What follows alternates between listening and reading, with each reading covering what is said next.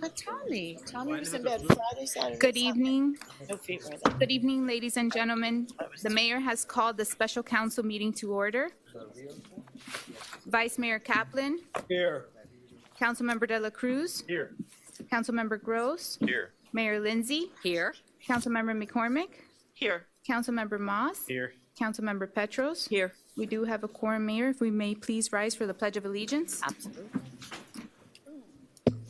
Pledge allegiance to the flag of the United States of America and to the republic for which it stands, one nation, under God, indivisible, liberty and justice for all. Thank you. First item, Mayor, is brief comments by council.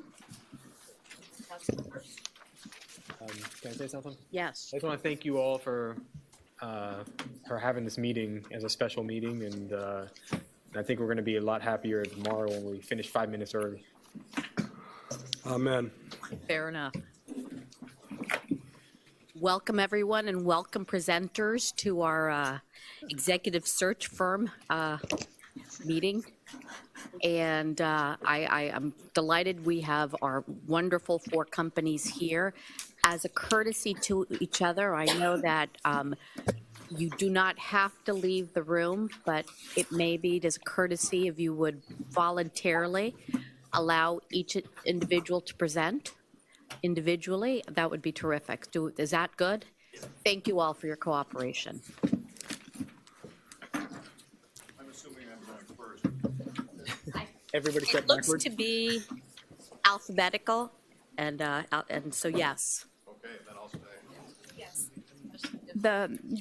Under special introductions, we have presentations by the bidders for the request for proposals for executive search firm for the village manager. The first presentation is by Colin Bessinger and Associates.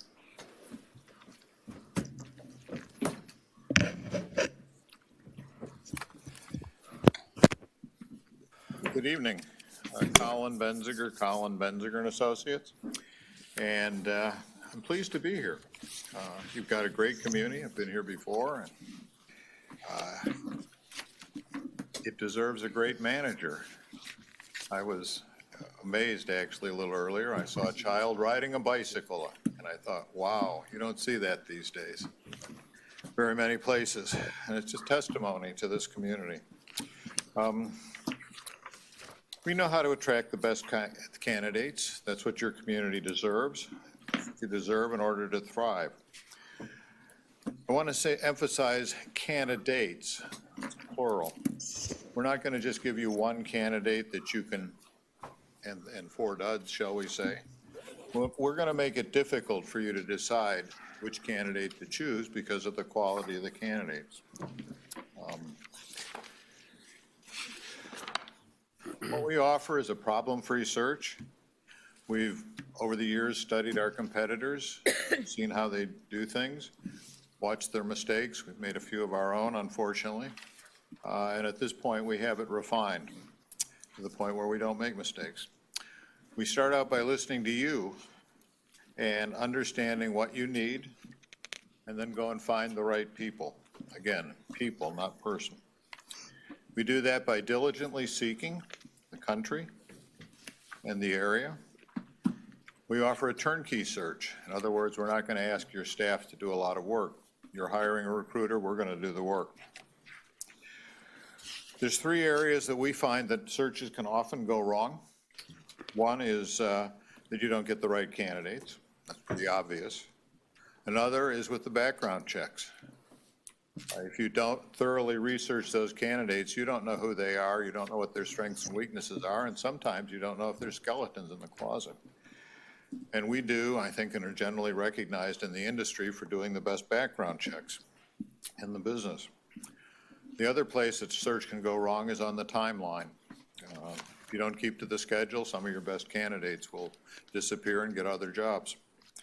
Our timeline is guaranteed. We'll stick to it. If you have a problem or something and need to change it, we'll work with you on that. That's not an issue. But our average search is 88 days.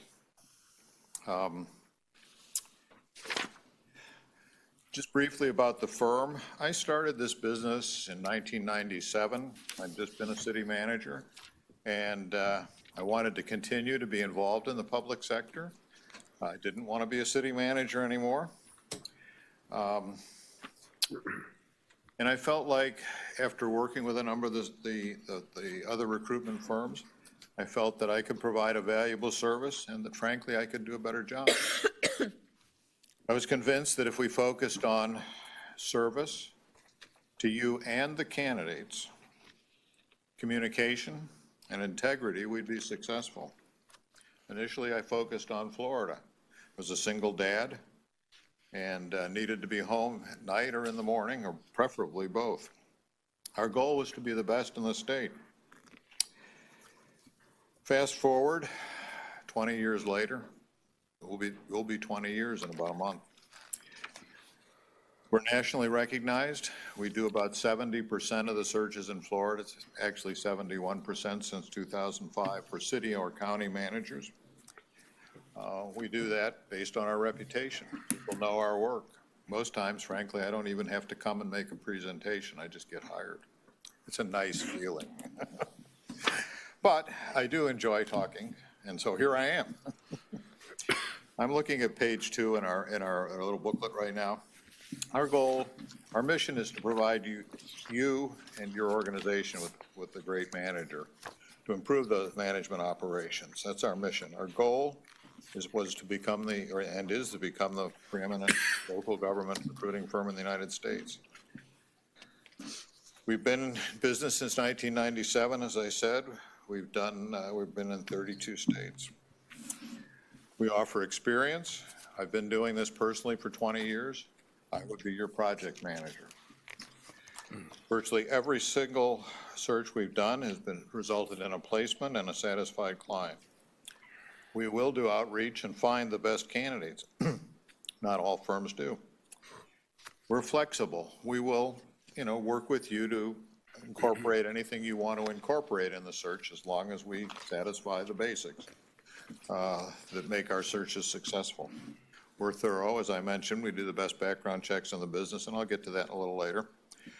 Our fee is all inclusive.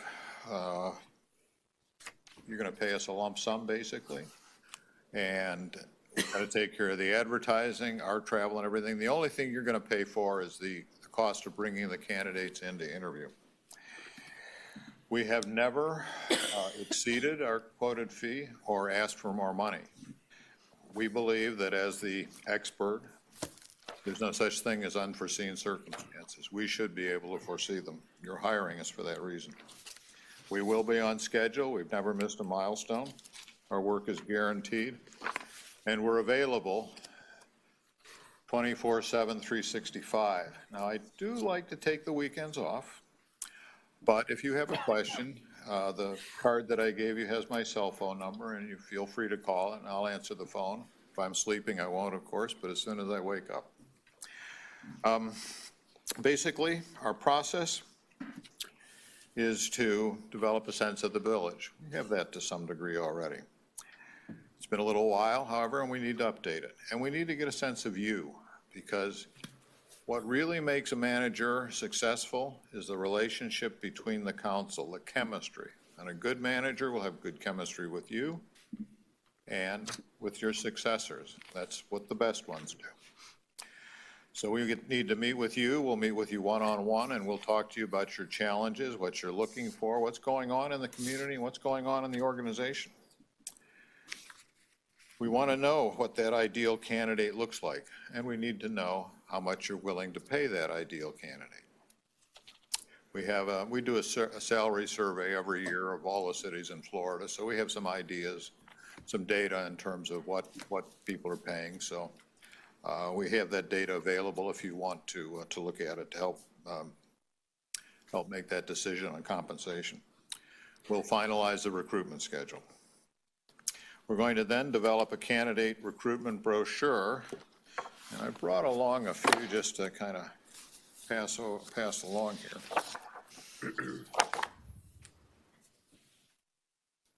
Thank you, sir. You'll see that our recruitment brochure tends to be somewhat lengthy. It's usually 8 to 10 pages. Our goal is to give the candidate enough information so that they can look at the brochure, read it, and understand the opportunity without doing a lot of supplementary research.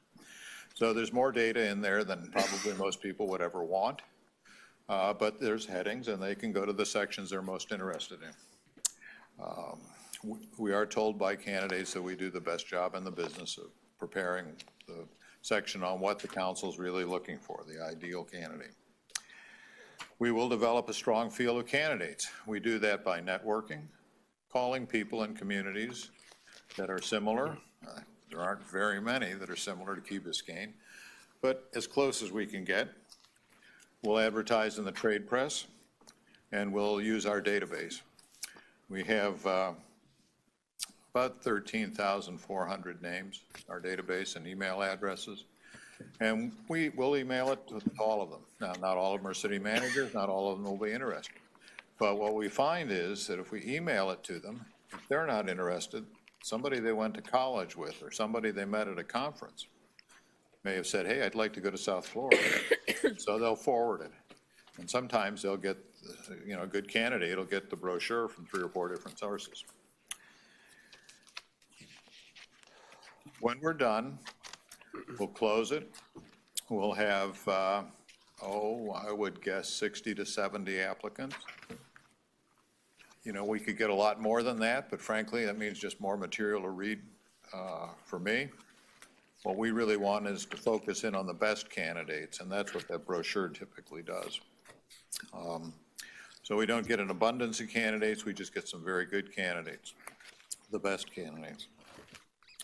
Once we're done with the recruitment, I will go through all of the resumes. I'll rank them.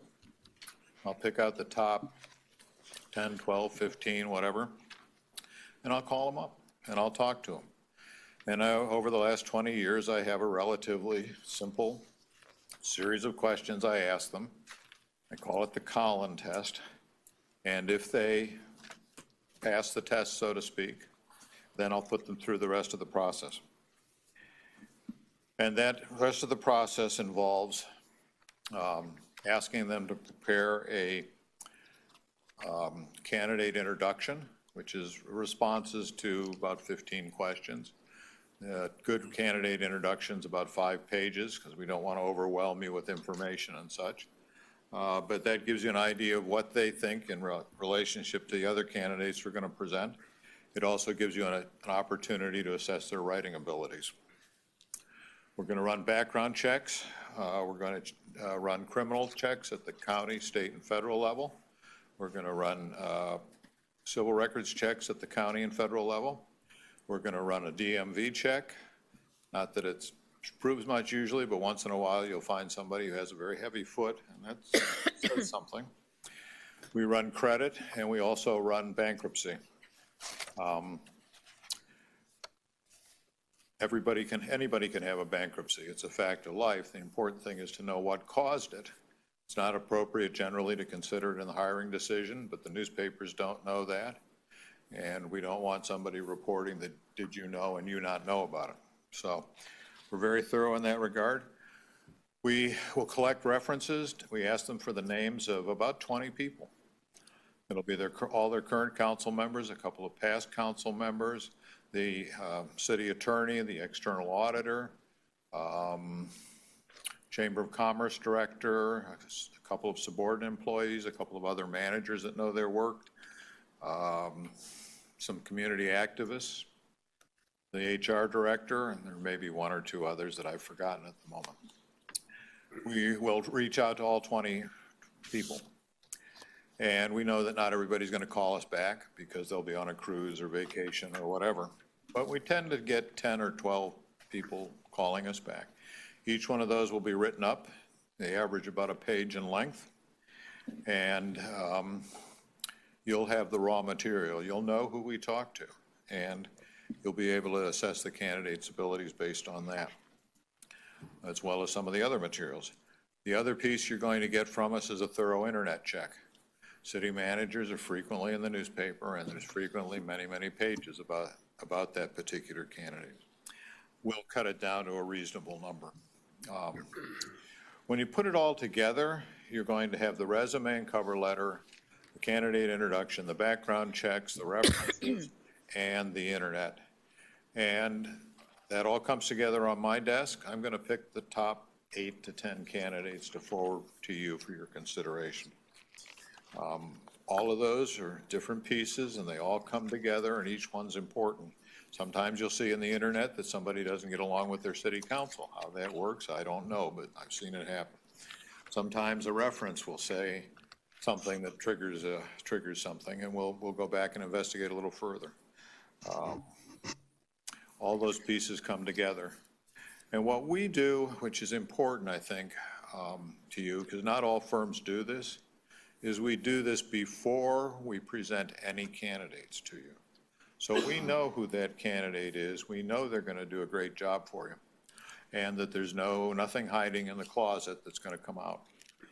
In Florida, with the Public Records Act, if you pick 5 finalists, there's a good chance that there'll be 15 people in your community, plus the local newspapers, that will be Googling and doing research on these candidates. And they may well know people in the community.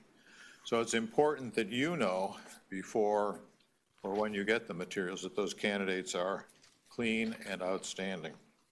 We don't like surprises. We have a relatively simple method of selecting finalists. We'll give you the materials about a week later. We'll sit down with you and we'll select finalists.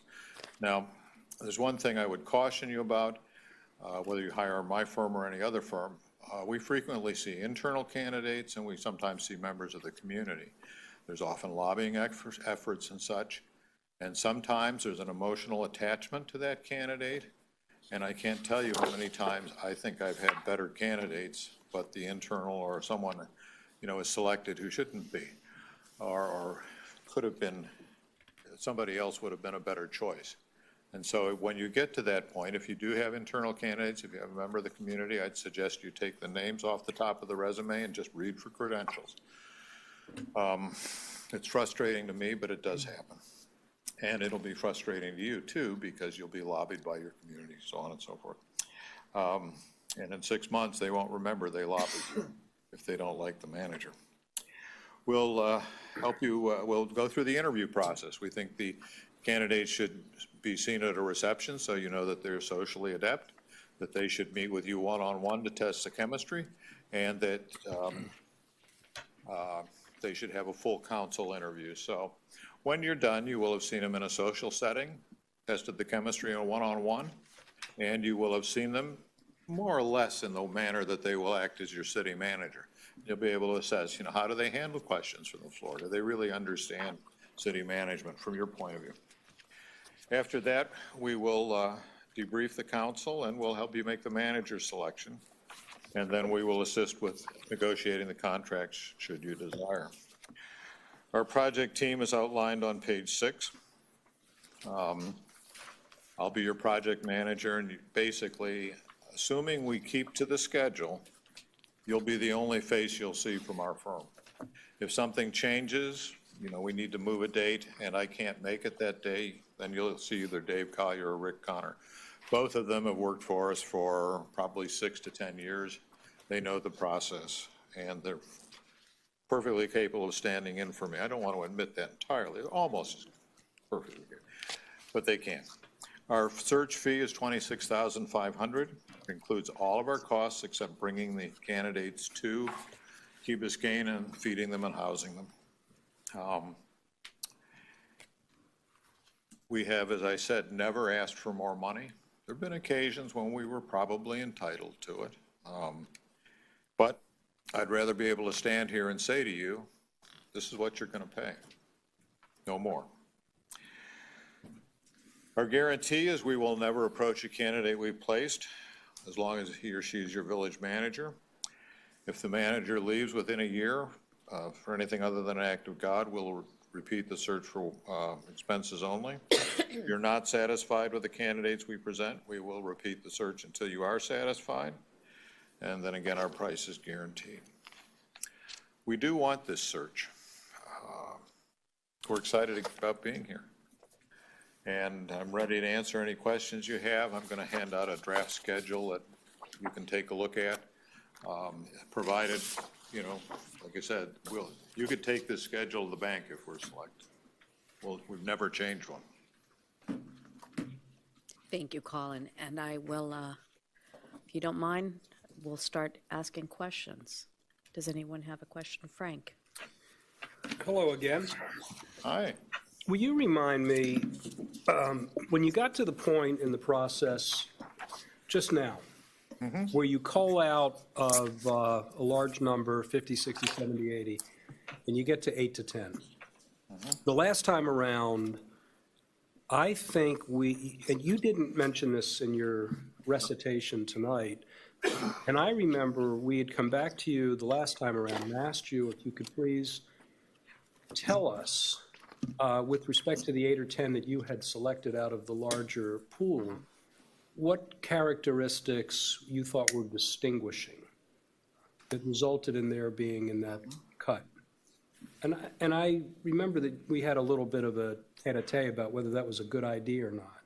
I think you were concerned about substituting your judgment for our collective judgment, but I'm not sure I remember that adequately, and I wonder if you do.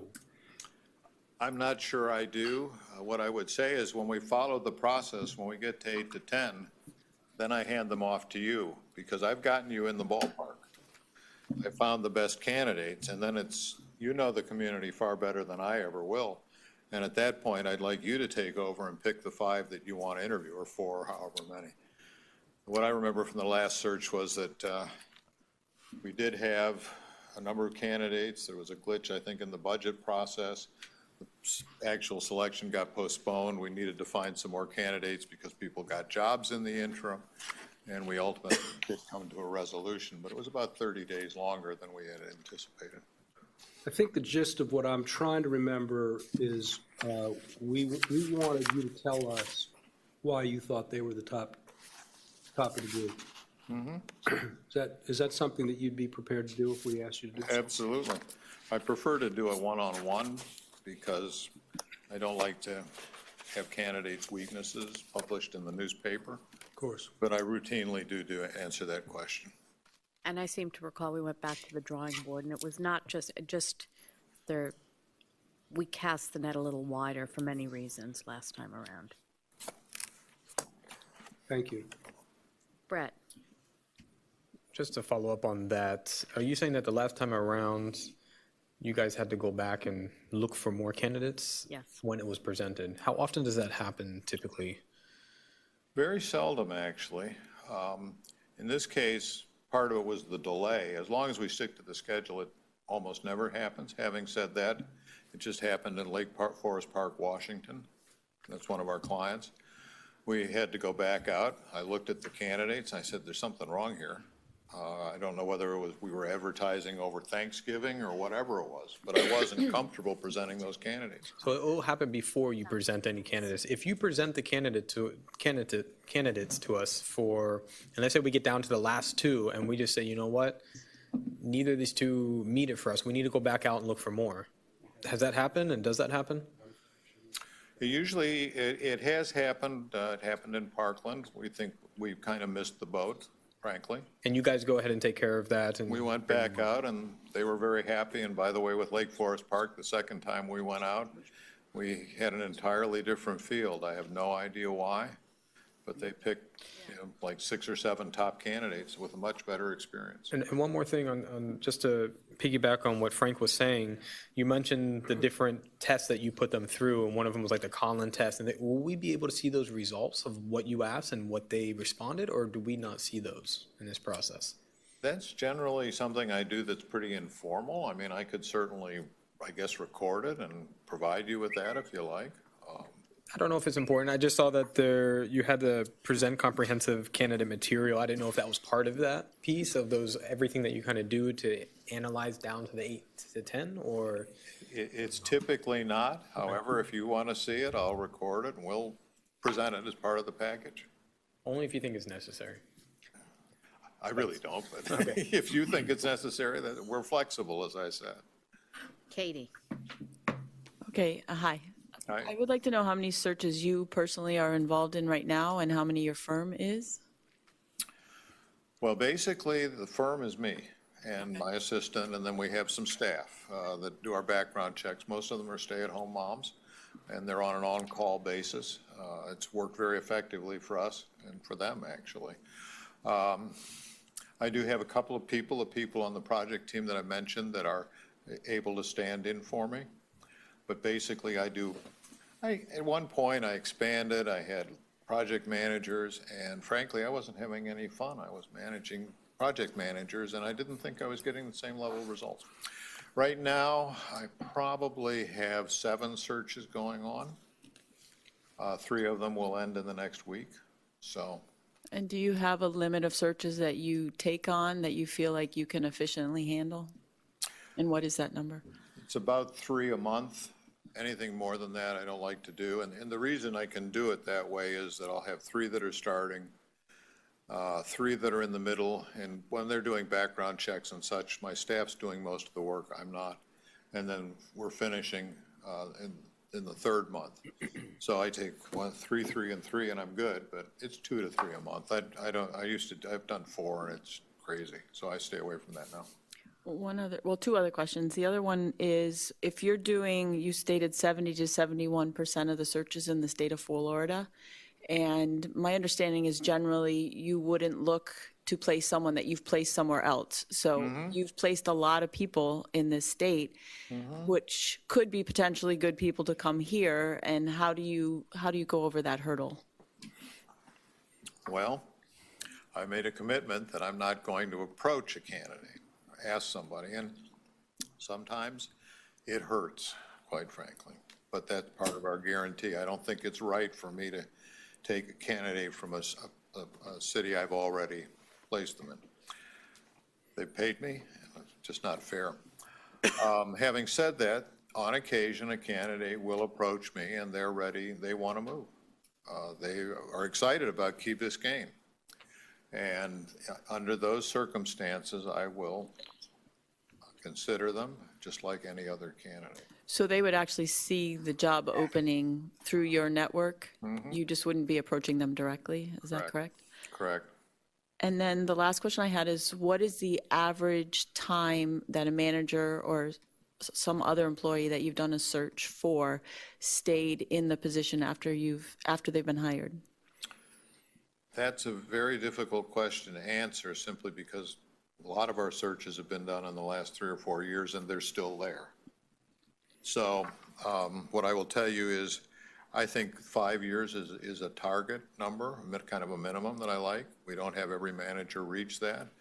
I just had a manager in James City County, Virginia, which is essentially Williamsburg, that was there for 3 years. He was an assistant out of a county in South Carolina, I think Beaufort County, South Carolina. And Fairfax County, Virginia hired him away after 3 years. I had another one in Tacoma, Washington that was there for 5 years, and Dallas, Texas hired him to be the city manager. So, there's a lot of different reasons why managers leave. Sometimes they're asked to leave. What I would say is, I don't personally like managers to stay more than 10 years. I think 7 is a good number, because I think they stop looking at the spots on the wall. They stop seeing the spots on the wall. They often become defensive, and they also often settle into their position. So I don't know if that answers your question. I think our history is about as good as anybody else's, probably a little better. Just a quick question, Colin. How many searches have you conducted in South Florida municipalities in the last 6 months? 6 months, Aventura. You're talking about Miami-Dade County? Miami, Broward, Palm Beach, Collier. I think it would be Aventura would be the only one in the last. The only one? Yes. Yeah, actually, my first question was exactly what your last question was, which was the issue of, since you are so active in the state of Florida, then how is that going to handicap us in being able to go after some professionals that we may want Yeah. to. And I think you answered part of it, but I'm not sure you answered the whole thing. So if a candidate that you have placed comes to you and says, hey, I'm interested in the Key Biscayne job, then what would you do? I would put them through the process, and if they're one of the top 8 or 10, then they would proceed in the process. So we would You feel you recommend could- them as you feel semifinalists. You'd be able to do that without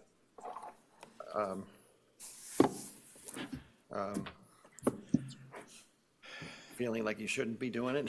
I always feel like I shouldn't be doing it, but if a candidate really wants to be in Key Biscayne, I don't really feel like I should limit them or tell them they can't apply I mean, you know. because of our guarantee.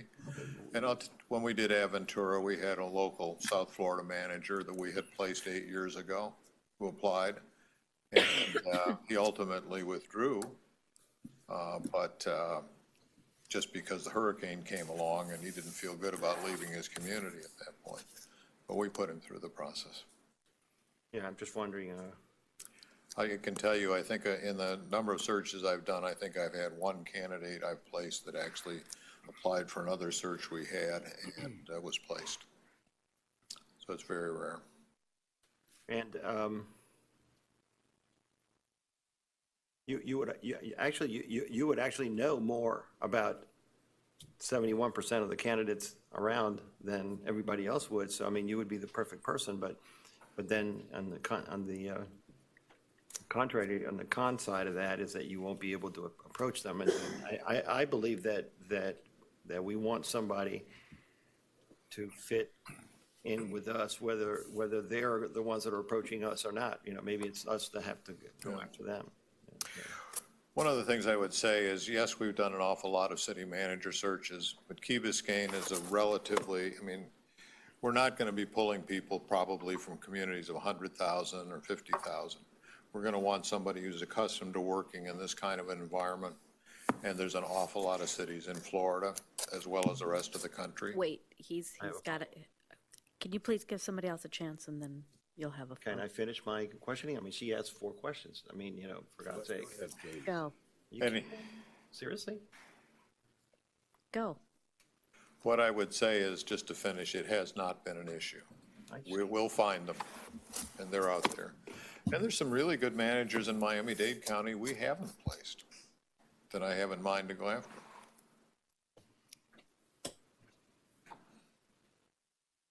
Gary. Hi, Colin. Actually have 2 questions only. Number one, we You can only think, ask one. well, I get 2. I guess so. I'm the only one. You asked several I questions. asked one question. Could we please stop this? Yes. It's really not part of what we're doing Please, here Gary. tonight. Please, thank you. We think we probably have a pretty good idea of what we're looking for, but none of us are experts in this. How involved would you be in supplementing what we tell you we think we need with what you think maybe we haven't identified that you think we need, and helping sort of guide that process? I think what makes a good manager is I understand that. And you're going to tell me what you think makes a good manager, and we're going to put it all together. In my experience, when I go out looking for managers, I look for people of integrity, because if you can't trust them, they're not going to last. I look for people that are achievement oriented, that can get stuff done. I look for people that are politically astute. Now, that doesn't mean they get into the politics, but they understand the politics. And I look for people that work well with others, good people skills. Those are probably the 4 things. I'd be very surprised if those aren't the same things that you're looking for. Just to be a little bit more specific, I know each community has its own personalities to some extent, and different needs, different criteria. Like, we're going to have some very major projects coming down the pike soon. undergrounding, major beach restorations, things that are going to be very expensive and could potentially be very disruptive. So would you be searching for someone that might have prior experience in those things that we're going to need assistance?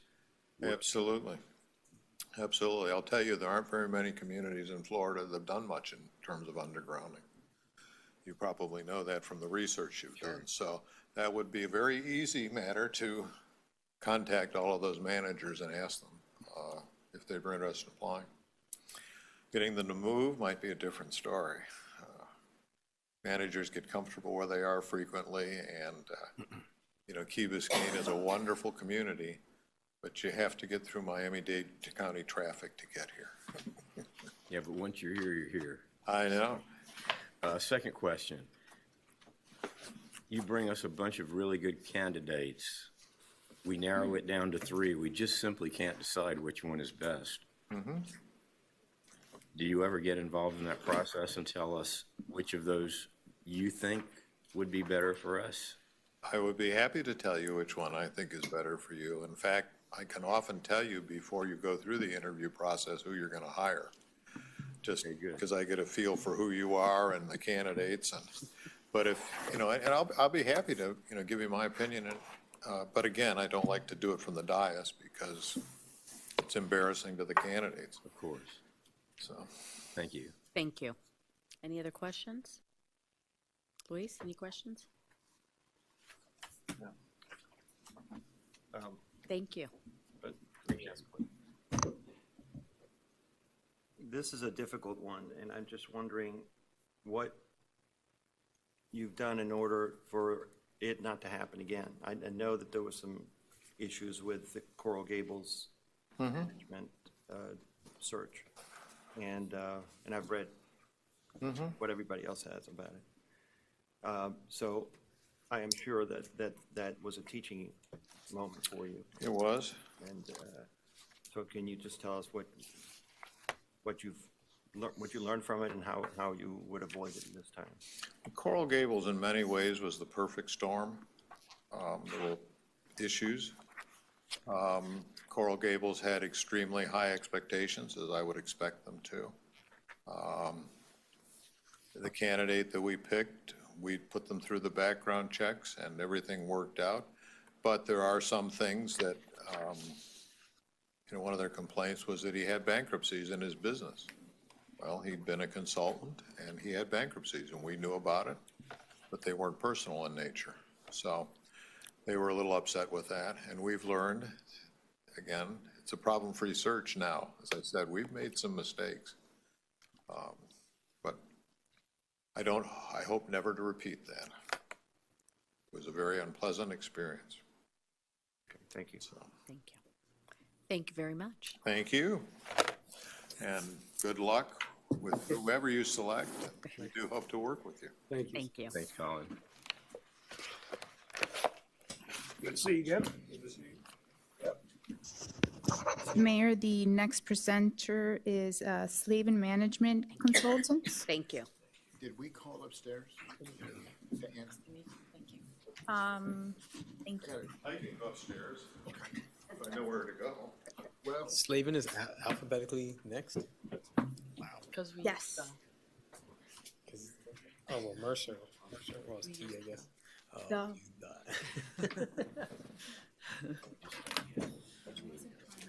I know.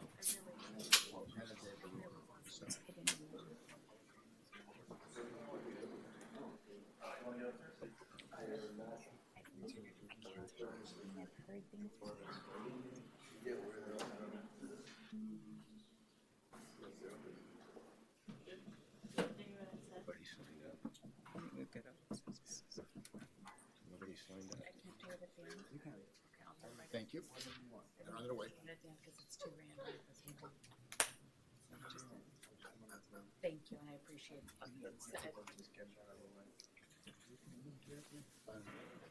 Thank you. I appreciate that.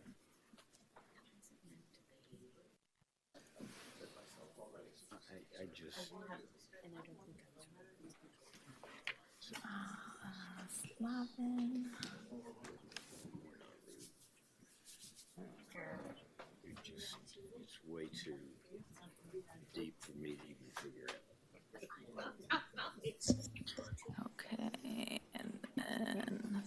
Michelle.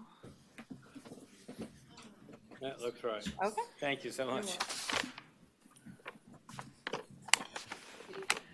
I'm fine, Mayor. Good evening to you folks. I'm going to set this clock at 15 minutes just as for guidance. How is that? That's great. I appreciate it. Actually, it keeps me from rambling. So, you want me to just begin? Yes, please. Thank you. First of all, thank you very much for having us present tonight. We're selective in what we propose on, and frankly, this is work we really want to do. So it was something that we're very interested in helping you with.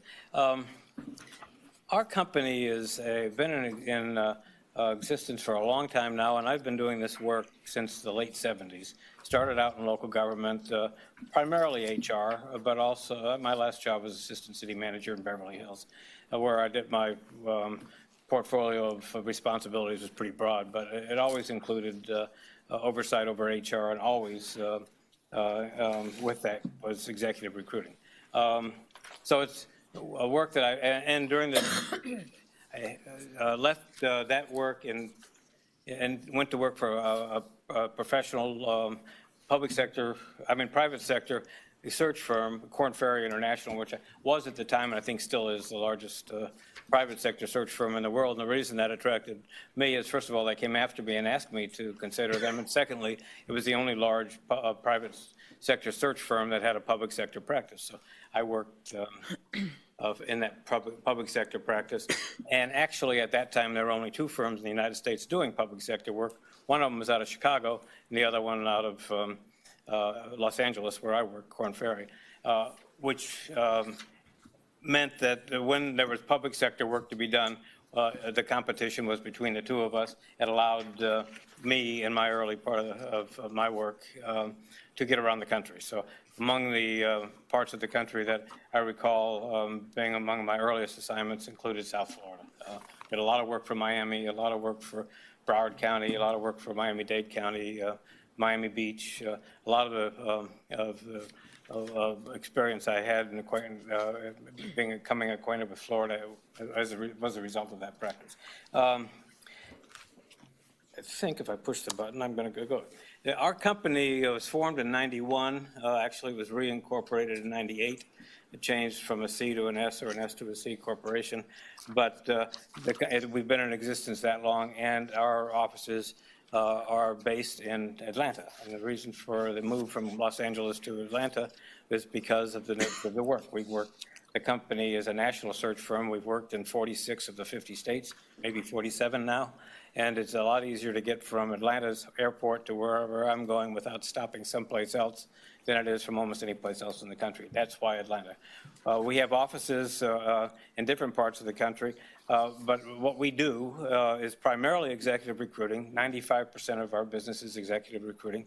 We also have a pay and classification practice. We do some performance appraisal and some organizational studies. All of my work, all of my professional work, or at least 97% of it, is executive recruiting. I head the executive recruitment division for the company. I said we're doing, it's a little bit old. We are actually working, and we have worked in 46 of the 50 states, I believe. Our work, maybe I'll just pass it, I'll get to it in a minute. I wanted to boast a little bit about our staff, and I'll get to that in a minute. But one of the things that we have learned, and one of the reasons that we have been successful, as successful as we have been, is because we devote an extensive amount of the resources in our contracts to, at the beginning, to learning what you're all about, and we spend a heck of a lot of time here at the beginning of an assignment to talk with each of you, hopefully with your staff, with your permission, and anybody else in this town that you want for us to talk with. We not only were willing to, but we would very much welcome that opportunity. The reason for that is that we learn a lot. And what we're doing during those 2 or 3 days that we're here is putting together a collage of this city, what makes it unique, this village, what makes it unique, and what your needs are, have found that even when we go back and work for a community for a second or third time, every single incident is different. And we are trying to capture those differences and try to define them in the terms that will result in a recruitment profile that's very, very unique to the village of Key Biscayne and may apply to nobody else. And if we had done work for you 5 years ago, it probably wouldn't be the same profile as we've produced now. But that once we do that and produce that document, and obviously it's your contribution in our putting it on paper for you, and you approve it, we follow that religiously, and it leads us toward people who candidates who meet that criteria, and allows us to screen folks who might apply through advertising or some source other than our direct contacts that are not as well qualified. So it becomes a very focused, targeted process tied to what you are looking for, not something we pull off the shelf. We believe that because we spend that much time at the beginning of the process and really to really understand what you're looking for, that we have been very successful in that 95% of our placements over the years have been stay in their job more than the average 5 years that most city managers or municipal managers remain in their jobs. And in addition to that, we're kind of proud of the fact that about 25% of our placements are women and or minorities. I will manage this project. Well, I'm not going to repeat myself, but I have a long history, a long professional history of being in this business. I think I'm, of all the people remaining in the business, I think I can remember when they all started, so I'm going to say I'm probably the longest tenured remaining. I don't know whether that's good or bad, but I want to get a little bit into our staff. I will manage this project. David Krings, who is a former ICMA president, former National Association of Counties president and county managers president. He actually runs our Cincinnati office. He is well known not only nationally but internationally. His contacts around the country are extensive.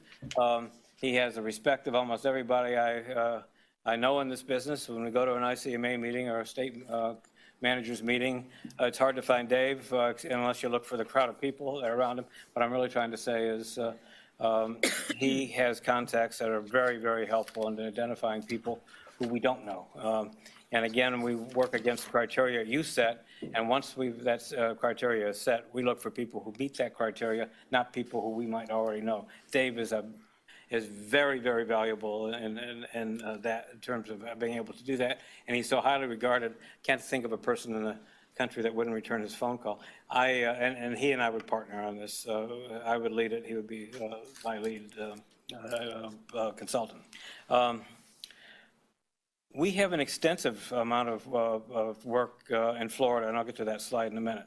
And as I mentioned, we have offices in Arizona, California, Connecticut, Florida, Michigan, North Carolina, Ohio, and Texas.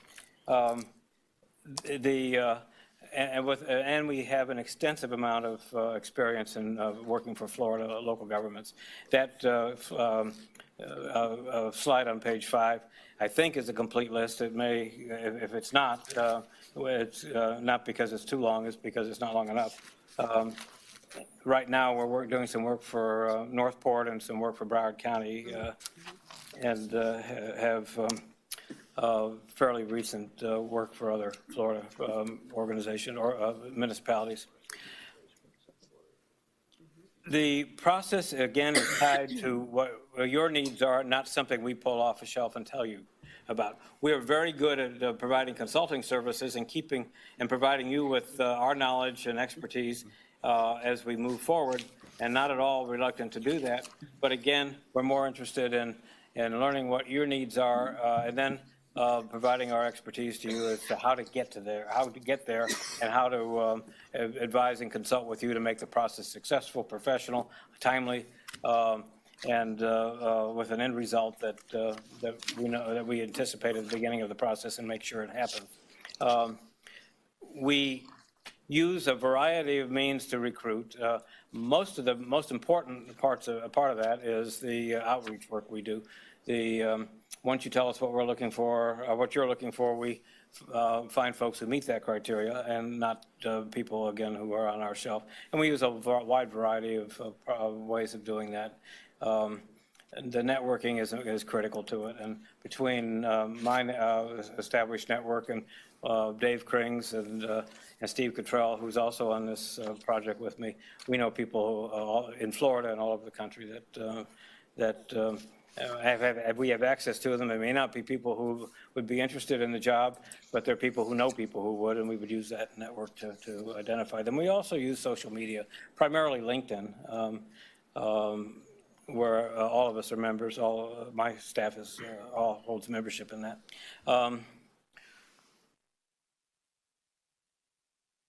We keep you folks involved in this process. We like to consider ourselves your partner, at least for this. Your employees are a partner with you in this process. Rather than do we start it, go away, and come back, and you're wondering what we're doing. You know what we're doing, and you're part of the process at a couple of three critical stages. First of all, one of the most important that I've already described, the setting up of the profile, determining what your needs are. We then do recruiting based on those needs. We'll bring back to you a list of somewhere most likely between 10 and 12 or 15 potential finalist candidates. We'll call semifinalists. There'll be people who meet your criteria. We'll want to, it's kind of a reality check for us. We'll want to share with you who they are, where they are, what their interest is. We won't have done in-depth due diligence, but we will have Googled them and asked them some questions about why they're interested and what they have accomplished that meet your criteria. We will have had them complete a supplemental questionnaire, which is a rather extensive document. You'll have that. We will ask them questions about any problems they've had in previous work assignments, whether they've ever been let go, whether there's ever been any lawsuits against them or claims against them of harassment or I can't think of the word, a workplace, a hostile work environment or anything like that. Well, anything like that we'll know about, you'll know about it. And at that point, we'll ask you to help us narrow that group to something manageable. Probably, if you expect to interview 5 or 6 folks, we'll ask you to narrow that group to maybe 7 or 8 and let us begin the due diligence. Our due diligence includes site visits. We go visit the candidates who you are interested in and who at least pass preliminary background work we do. We go actually visit them in their work location, and nobody knows why we're there but us, but we'll want to see how they interact with people who they work with on a day in and day out basis. And what's going on in our mind is not just an interview, but what you're telling us you're looking for, and we're trying to evaluate them in their environment relative to what you're looking for here. So fit is critical in that. We found that a combination of the things we do, or the amalgamation of things we do, including that site visit, help us determine who best fits your needs. And it's probably a good part of the reason that 95% of our placements are long tenured. We'll assist you throughout the entire process, and including after it's over. Particularly during the process, at every phase of it, once that progress report takes place, or meeting takes place, we'll want to, with your help, design the completion of the project, timing of that completion of the project, how you want to conduct those interviews, who you want involved, how you want to do it, and we've just about anything you can think of we've been involved in and have helped clients with, so we'll want to talk to you about that. We will help you also, once you hire the person and they're on base, establish at least performance goals for the first year of employment. Then we'll follow up with you during that first year to make sure things are going the way you want them to.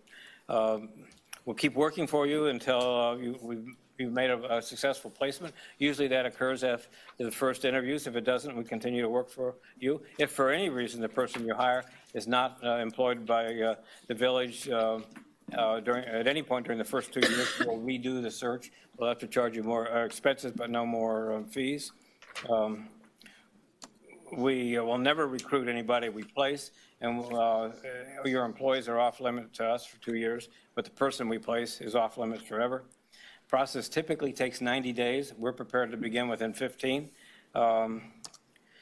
Fees, I think you're aware of, they're in the proposal. The fee is charged like you would an accountant or a lawyer. The expenses are out-of-pocket expenses. We receipt them all to you. When we bill you, you know what they are, how we spent the money, and I think I'm out of time, so I'm going to be quiet. Thank you. Thank you. Council members, do you have any questions? I can just make a comment that I did go through your references, and I did make a couple phone calls, and Good. they came in fine. They said they did a great job, so I just want to make a comment on that. When do they expect to be paid? Yeah, exactly. Just like you practiced, right? Yes. You wrote somebody the other day you read it just the way I wrote it. Yeah.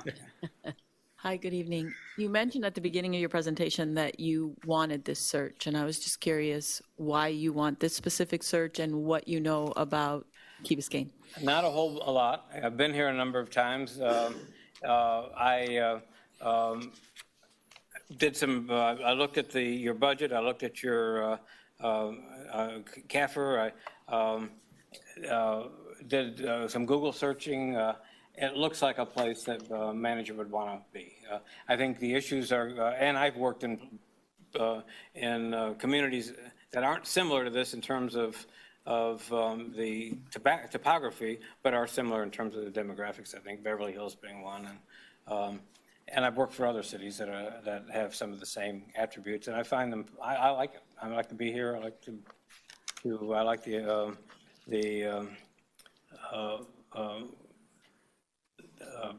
ambiance of the community, and I do well in communities like this. So that's one of the reasons. I didn't. There are places that I will not work, and it's not because of the demographics necessarily, but because of political issues that if the council can't get along, can't make a decision, and can't discuss and come to an agreement, collaborate with each other, it's going to be tough. And I will turn down work when I sense that. It could be the case here, but I don't sense that.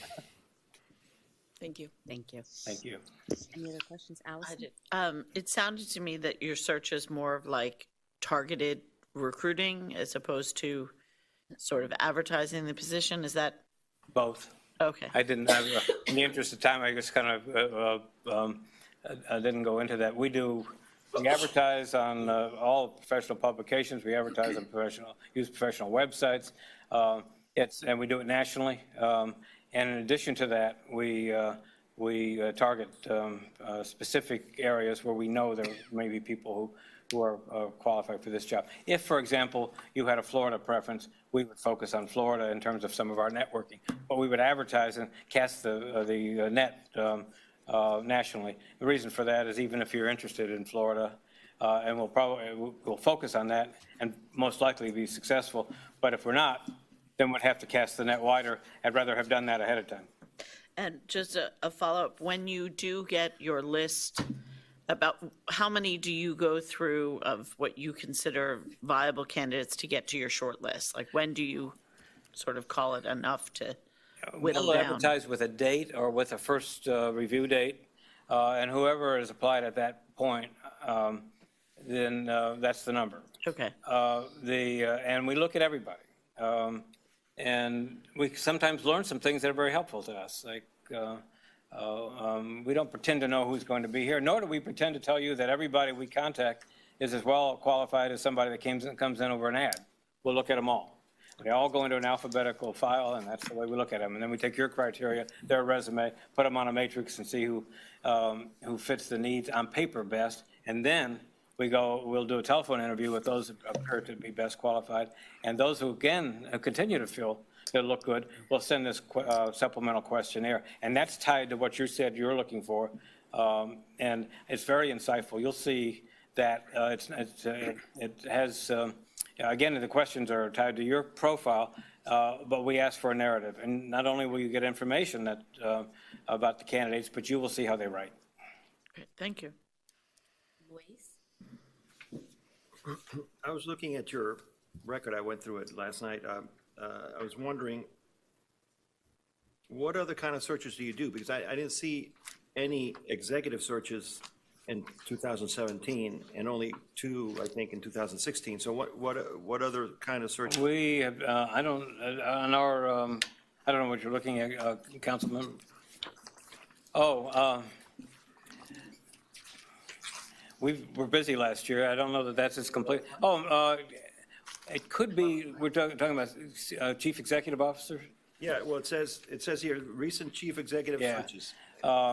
That may not be as up to date as it ought to be, but we has do all nothing kinds of things. We do for department heads 2017. but in the last year, should be on there, we've placed managers in Lubbock, Texas, Greenville, North Carolina, I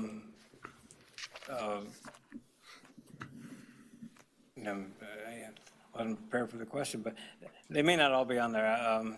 Okay. Montora, Florida, within the last short while. I don't, You ought to check this, because it only has 2 in 2016, none in 2017. Thank you. I will check it. All right. I have updated it. I might have just pushed the wrong button to get it into that proposal. I'm sorry about that.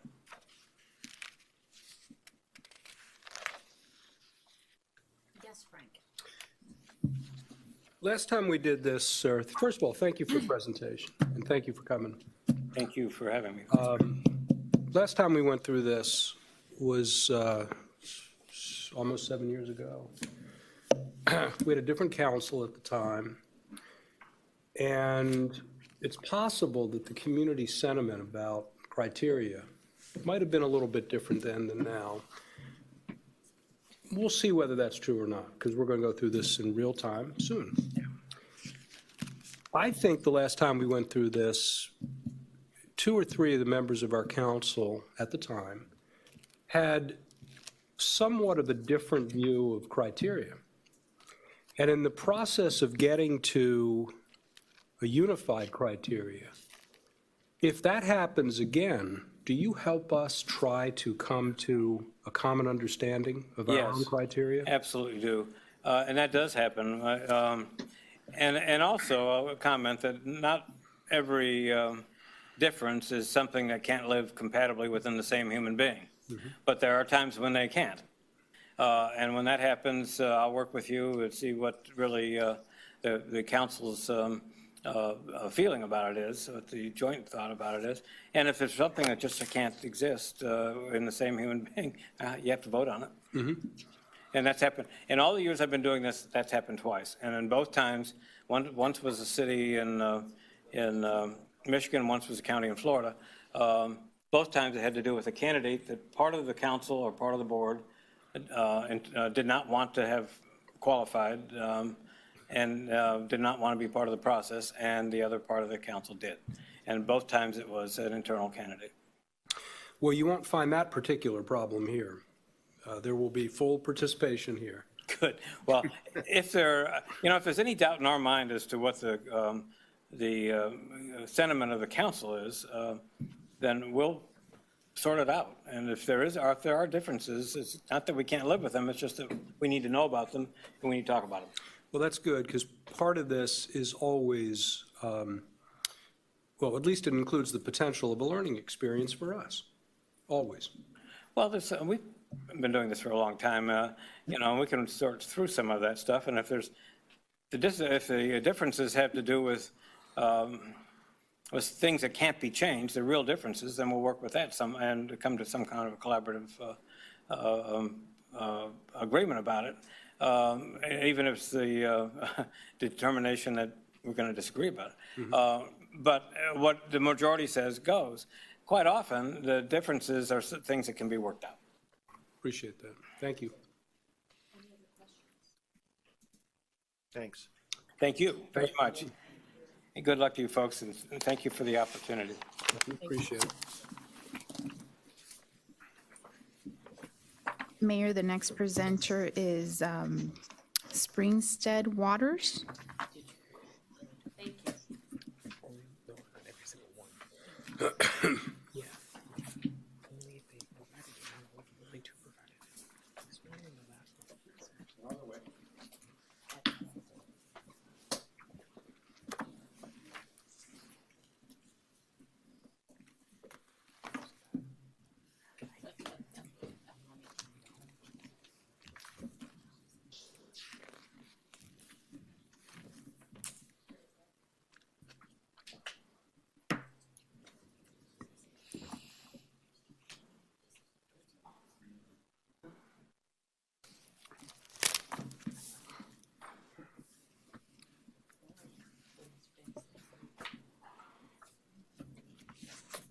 Said to do your homework.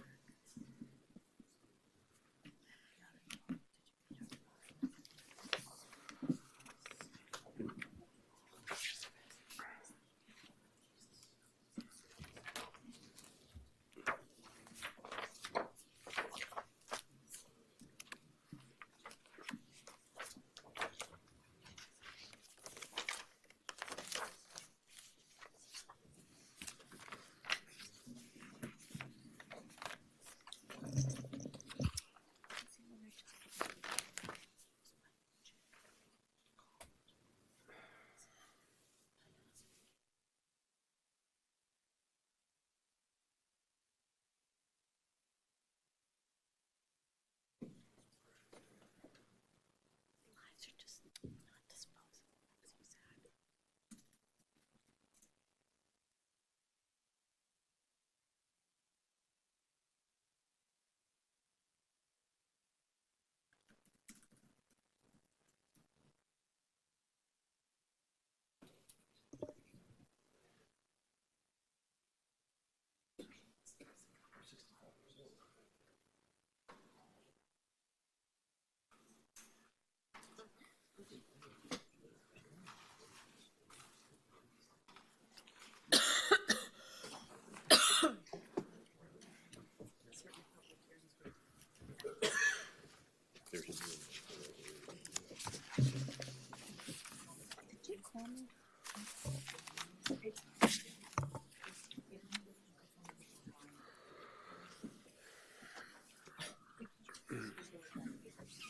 It's always mine.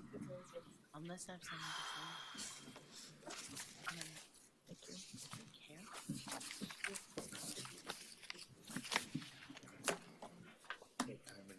Awesome. Thank you.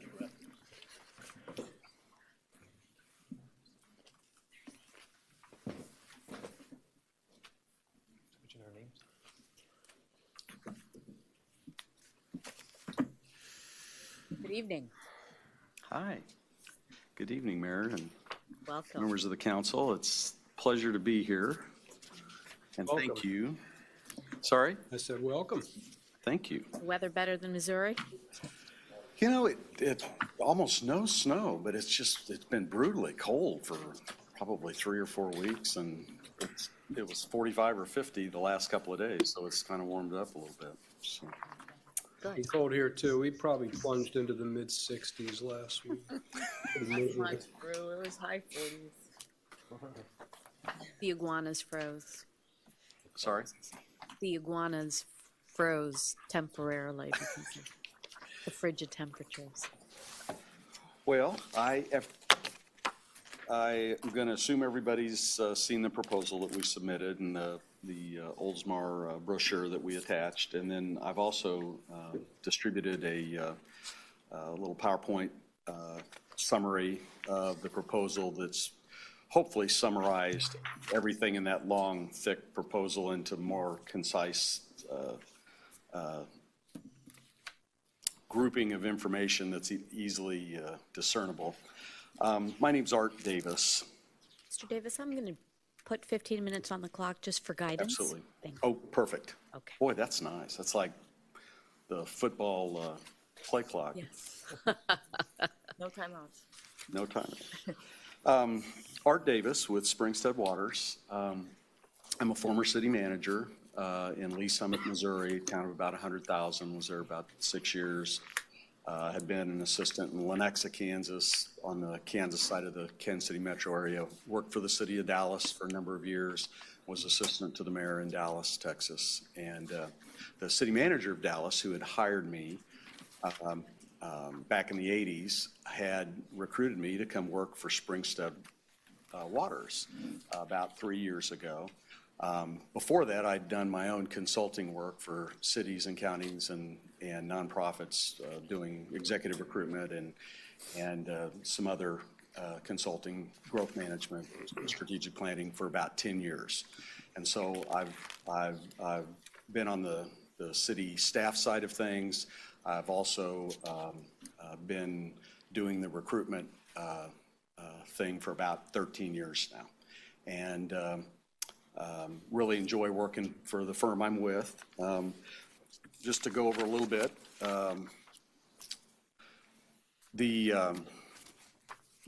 we're a firm that's nationwide in scope.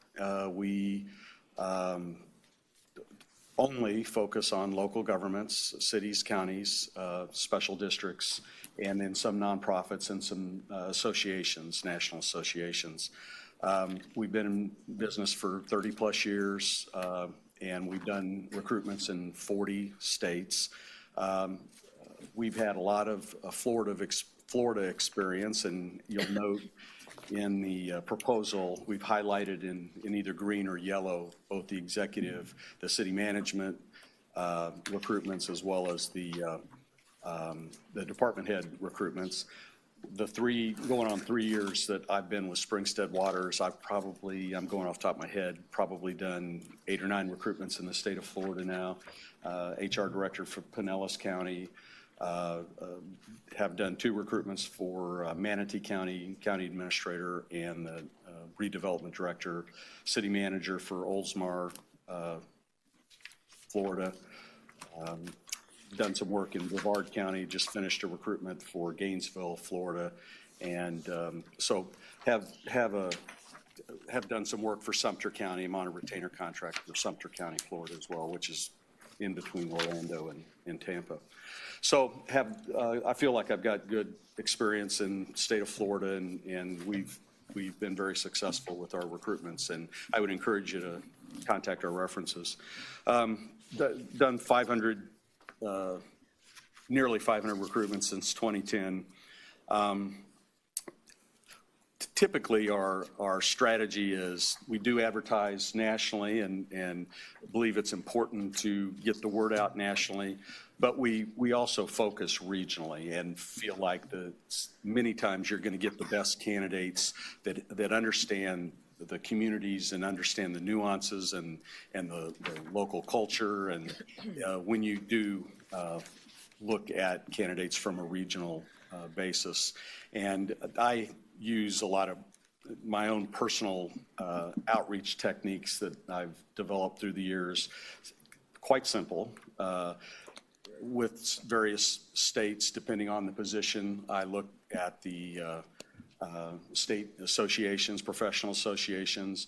I research the committees that are involved in those state associations, and I start contacting and calling individuals that are involved professionally in the professional associations. Many times those are some of the leaders in their profession, and they may not necessarily be interested in a particular job, but they may know of others that are. And so, there's lots of little, everyone probably has their own strategies for having successful recruitment. I like the hands-on approach of not just utilizing technology to get the word out, but to actually make contact with people. We do have a commitment at Springstead Waters. We're a women-based enterprise. Springstead has 3 owners, 2 women and 1 man, and we are very committed to always pursuing diverse candidate pools with every recruitment we do, and we're very active with organizations that allow us to bring in a diverse candidate pool as well. Every consultant at Springstead's full-time. There's no part-time individuals. We're fully committed. We're experienced. Everyone on our team is a former local government professional, either city manager, police chief. We've got a school superintendent, HR director, assistant city and county manager, those types of individuals. We also feel like we've got the capacity to provide where maybe a smaller firm doesn't have that backup. I've gone in on occasion when one of my colleagues has had to have an emergency surgery and gone in and on a very short notice gone in and covered for them with their client. And because things happen, as you all know, and we've made it a policy and a practice of we have weekly staff meetings on conference call, and we talk about our recruitments and some of the challenges we're facing and ideas and thoughts, and so we're very collegial in the way that we pursue trying to find candidates. And so we know a little bit about all of the recruitments that are going on within our company and just don't get isolated or siloed on our own individual recruitments. We have a triple guarantee, and I won't go into all the detail, and a lot of the firms do this as well, but we're going to stick with you until you find the right candidate. And if that means going it back out, re-advertising, I'm going to be here till you are pleased with the candidate you find, and we are going to guarantee that this person is going to remain in place for 2 years, 24 months, and if they don't, for whatever reason, at no professional fee, obviously for expenses of advertisement and things like that, for the ancillary expenses, but we will come back and provide that service of filling the position at no additional professional fee. We've had that happen 2 or 3 times, probably in the last 4 years, where an individual has gone in, for example, I'm not going to give you the details, but somebody had taken a job and their spouse decided they weren't going to follow after 3 months because they didn't want to leave their family,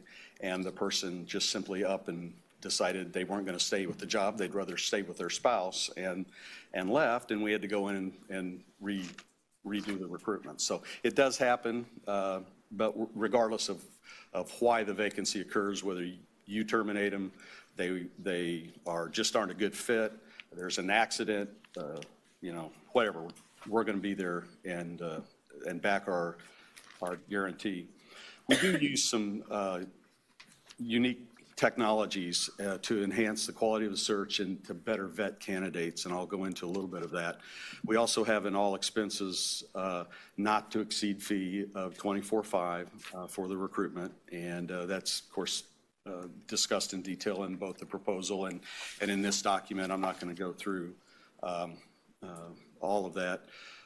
Typically 90 to 100 days, and I did attach to this. I went through here because I know timeline was important to you all, and at the very back of this, I tried to put some dates based on your meeting dates and tried to figure out some times and dates that would work best, and it's more of a hypothetical. Obviously, it would have to work with your all's calendar, but I was trying to give you a feel of what typically is a part of a process that we're involved in. And if you felt like you needed to tweak it and move it up, then I'm going to work with you to do that, but not at the expense of of not being able to attract really strong candidates. Because I think my sense is, what I've read about you all, you want to have a really strong candidate pool. And so my sense is we'd be able to work something out between all of us being a part of those key meetings and decision making metrics. So going a little bit, we do have video interviews where we help screen semifinalists, and I'm not going to go through the details again. We have a leadership assessment, which is kind of a strengths assessment and behavioral testing of your finalist, where we can provide an online test for you all as the hiring authority on what's important to you, and then we use that as a measure against your 3 or 4 or 5 finalists that you're interviewing, and we'll be able to identify if you all collectively want something. For example, someone who has a lot of attention to detail, and we find that the person, one of the finalists, isn't particularly focused on detail. We call it a gap analysis or a gap report. It's going to note that, and we're going to tailor some of we're going to suggest you put together some questions, and we'll provide draft questions, but it's bottom line, it's your decision to make, your questions to ask at the interviews. We're going to suggest that you ask some questions to address that where maybe a gap, some of the gap or red flags have identified potential concern.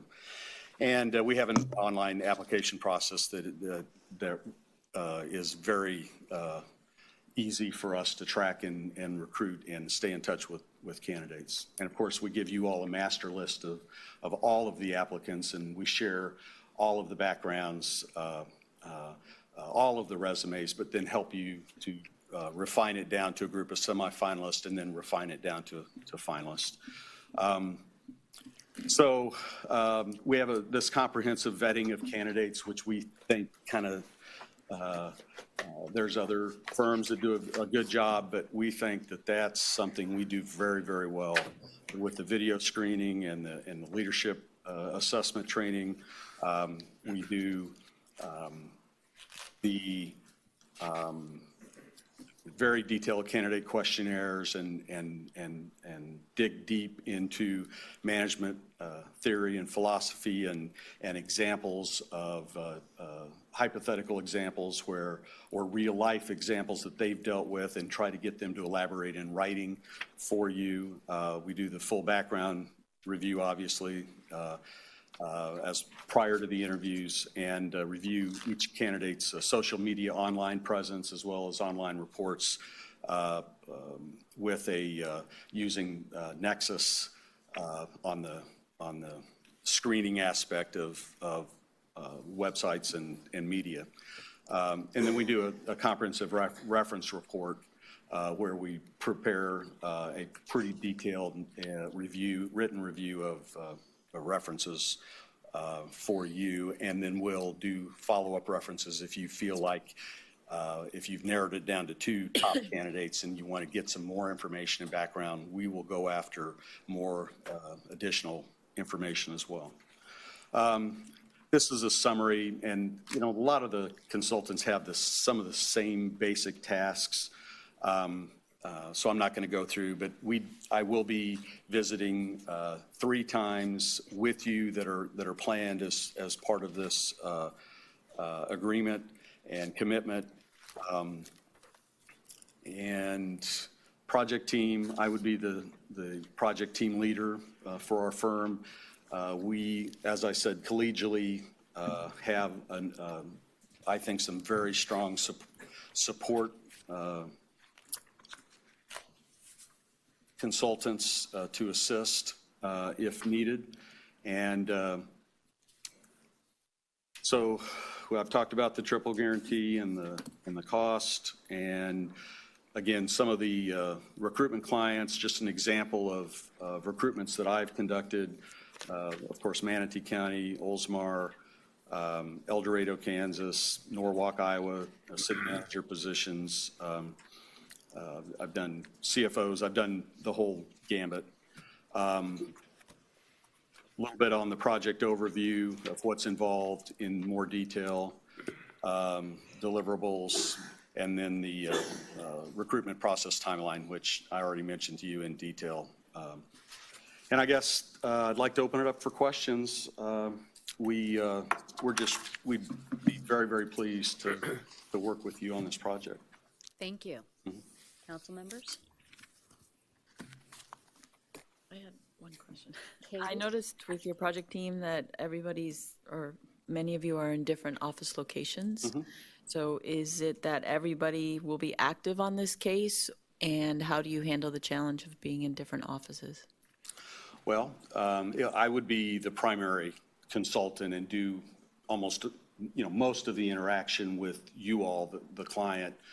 We do have support staff, Janelle Stapleton, or she's married now, Janelle McDonald in Dallas would be our kind of project manager with a lot of the communications and helping to prepare the brochure and doing a lot of the background work. That's a part of every process.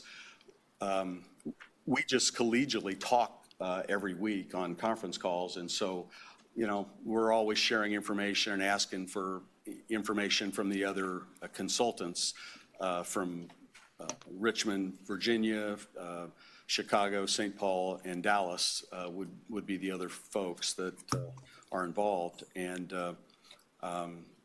so primarily, it'd be me working on it with, some base knowledge by these other folks of what's going on, so that they could, if they needed to, and I got hit by a bus, there'd be somebody to step in and without a hitch to help you out. One more question. How many projects are you now team leader on currently in searches? I think I've got, I am on 6, and but they're at various levels. Some of them are in the interview stage, or some of them have been they're in the follow-up second interview stage. One is on hiatus because they had a change in a county manager and they want to not do the interviews till they get the new county manager on board. So it's just kind of on hold in Doña Ana, New Mexico. So I'm around 6, but they're not all demanding time-wise at the same time. Some of them are just starting, some of them are midway, and some of them are, near completion. And it's just kind of an ebb and flow, but I do have the time and capacity to make this a priority project for me. Gary. You don't really have a Florida presence, and as our team leader, you're in Missouri, and you mentioned that your fee engagement would cover 3 meetings. It seems to me that this is more of a hands-on interpersonal relationship. Do you ever find this long-distance way of handling it to be detrimental to accomplishing your mission, as opposed to being able to actually interact on a personal basis more frequently? Well, I haven't. You do a lot of, I've done a lot of meetings or discussions, not with entire governing bodies, but with whether it's an HR director or mayor, just as updates. I've done a lot of discussions over the phone. I also have occasion to make other trips for other clients where I stop in periodically with my other clients on the same trip, and so I end up in many cases getting to a location more than 3 times and have before. But that's what is in the not to exceed budget amount that we propose for the fee. That's what we're guesstimating, and of course the last visit we've got 2 full days of work, not including travel time, and so there's some ways to if there's a need to have an additional trip made to make that happen, but I've also found that most of the time the key interactions with the governing body, where you're actually making recommendations or sharing information, those are kind of the 3 benchmark time periods: the initial visit, doing the research and developing the profile, and having interviews with the governing body staff, as well as anyone else that you would like me to meet with in the civic and business community or neighborhoods or whomever. I make myself available to meet with anyone and everyone during that trip, and so I've never had a concern or issue, and I would encourage you to call the people that I've worked with in Florida, the HR director at Manatee County and Pinellas County, and some of these other, Gainesville, for example, Whatever it takes to get the job done, I try to make it work. Thank you. Thank you. I did also contact a reference on this one too. And And I spoke to one of the mayors and they spoke very highly of the service. But again, I know that you guys put the best references on there, right? Well, I mean, I put I put it all down there. You I put it don't, all there. I put everybody I've worked for on the reference sheet. If you remember, there's like 6 or 8. It wasn't just 2 or 3. It's everybody I've worked for. So. Is that first meeting? There's a lot happening in that first meeting, and it's important. Is that a 2-day meeting? Sometimes it's half a day for one day and through the night, and then half a day for the next day. I mean, rarely do you have a governing body that can make 2 full days available. But you know, some governing bodies and councils want to meet individually and then also collectively. Some would just rather meet collectively as a group and then identify other groups to meet with to get input. We also have the ability to do some survey work if that's something that you would like to do. And so it's you know, we kind of think, we do a preview memo to you with a list of questions to think about so that you have an opportunity to kind of come up with some thoughts and ideas on what are the important characteristics and experience and nuances that you're looking for and experience in a candidate, but also some direction to the staff on, you know, what we're looking for when it comes to photographs and all the detail mechanical stuff of putting together the brochure and that kind of thing. And then, you know, we put together a written text of the brochure for you all to take a look at. And I take a lot of pride in being detailed and making sure that it's as close as possible to being final, but, you know, you never get it exactly right. And so encourage the governing bodies or staff to help tweak it and make sure it's accurate and got all the key assets and attributes. Because really, this is putting together that profile and that brochure. You're putting the best foot forward for your community, and you need to make sure it's right. But it's also what you're going to be measuring the candidates against.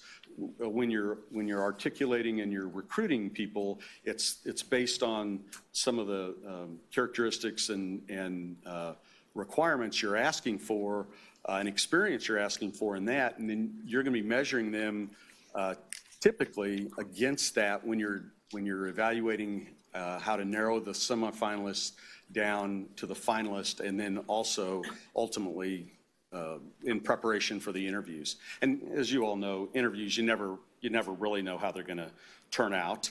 The people on paper are always look different than they interact and the presence that they have in person. But that's where our video, we have this video interview questions where it's not a trick question, but the candidates are asked, the top 10, 12, 15 semifinalists are asked questions, and they don't get to preview. They don't have a knowledge of what the question is. They have to respond into a camera of a computer, and it's very uncomfortable, and clients love it. Candidates do not like it at all, and because there's no interaction. But it gives you a sense of presence. Do they have clarity of thought in being able to respond to questions, substantive but basic questions, and it gives you an idea if you want to spend money to bring them in from out of town for an interview. And it's amazing how popular it's become with the clients that we've served. So. Thank you. I'm sorry, I kind of went on and on there. Yeah, it sort of follows, anything is manageable, and we do business, you know, remotely in lots of ways in our business and things. The development of the brochure is really important, but I think it follows the development of knowledge about all of us, and the development of knowledge about our community. And And it's manageable, I suppose, but the ability to do that very efficiently and get it right with reliability the first time, it just occurs to me, how is it easier if we're remote, or is it easier if we're together? I think not all of us have the same preference. Look at the Oldsmar brochure as an example, and, in some communities, you all know what the top 3 or 4, you could easily come together on your top 3, 4, or 5 priorities that a new manager needs to deal with, in all likelihood. And if not, it'd probably be 6 or 7, but so that's what we try to, and, I understand and know local government very well and have a good way of articulating and putting together and defining what you as a body are looking for as a priority. And some, governing bodies may have already done goal setting and strategic planning kinds of exercise. So you may have some of that already put together. Yeah. I don't know, but. We do. And I see some of that. I mean, it's just, a graphic design component that would be farmed out anyway, frankly. Yeah. I mean, that to me is not. Yeah, and we want to make sure we put the most attractive visual, because people are so visual today, putting an attractive marketing piece together. But at the same time, when I'm interviewing you all and interviewing other folks, you don't necessarily put everything you find out into the marketing brochure. What that enables, though, is when people ask me questions, what are some of the challenges and concern, what potential financial concerns into the future? If I have a good read and a good feel from you all, what some of those challenges are, I can make sure that they understand and have strengths in those areas. But to me, it's entering a relationship eyes wide open, so that when you have someone that's coming to interview with you, they understand what some of those issues and concerns might be, and there's no surprises. It's the kind of the no surprises rule. And likewise, I want to make sure you understand and know the candidates thoroughly, and that there's no surprises for you all about any of the candidates. And I try to have a lot of discussions with these folks before they actually come in, so that you have a good feel for what you're preparing for and what you're dealing with. We need that. Excellent. Thank you. Any other questions? I thank you for doing the timeline. It certainly communicates to us the discipline that we're going to need to demonstrate, because we're going to have a lot to do in a short period of time in chunks. Yep. Yeah. Thank you so very much. Okay. Thank you. Talk to you soon.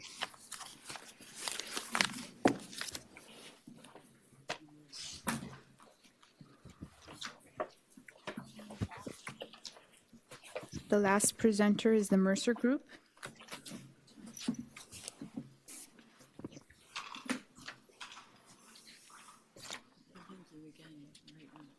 You didn't want to do this tomorrow? No, awesome. That would have been.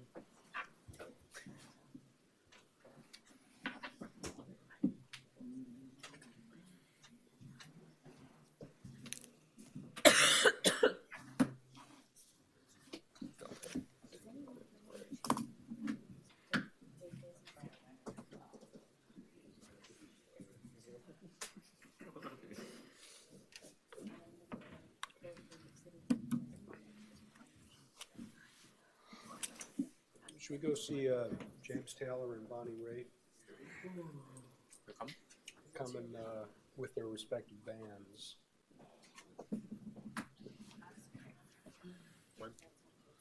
I heard it on the radio today. I think that'd be. What a great concert. That'd be fun, wouldn't it? Oh, it'd be fabulous. For our age group. Field trip. Yeah, seriously. Parks and Recreation shuttle bus. Notice the meeting. We'll take John. He can be the supervisor. He can be our chaperone. He could be the adult on the bus. He could be the adult in the bus. That's a. Without cutting. That would be fun too. Jenny, can you find out tomorrow if people can still go to the days? Who's all going? Things will. I'm going.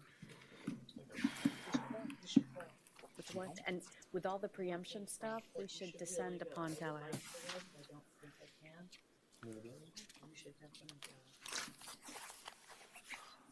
Good evening. How are you? Hello, Madam Mayor, council members. Would you like me to, or were you all at a recess? Or, okay, No, we're not quite, but, okay. and if you don't mind, I will put 15 minutes on the clock, just as a suggestion to keep us all somewhat on pace. Do not feel pressure, but just for good timing. Thank you. Madam Mayor, council members, I'm W.D. Higginbotham. I'm with the Mercer Group. And first of all, I'd like to thank you for the opportunity to visit with you this evening and discuss our proposal. What I would like to do, I will be brief. I will stick to my 15 minutes. But I've prepared an executive summary, which is just that. It touches on the proposal that perhaps you have in front of you, but I will go over the executive summary with you and touch on the highlights of the proposal, and then I'll be available for questions as you wish. Would you like me to pass it out? Please, Someone? please. Thank you. Okay.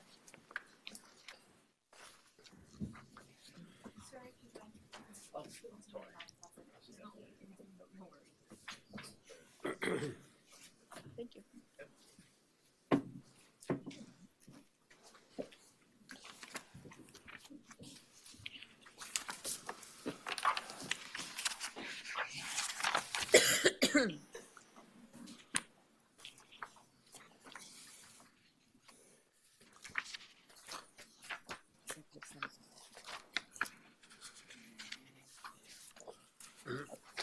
I think I gave enough for everybody. Are we short up there, or do we have Yes, enough thank you. copies?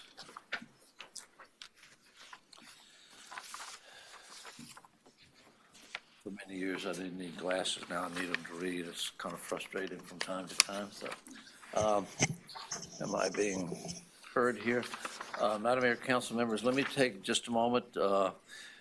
If you have the proposal in front of you, if not, I will expand on each of these items as we talk about it. The first part of our proposal on pages 1 through 4, we talk about our qualifications. The Mercer Group has been in business under the present corporation for 27 years.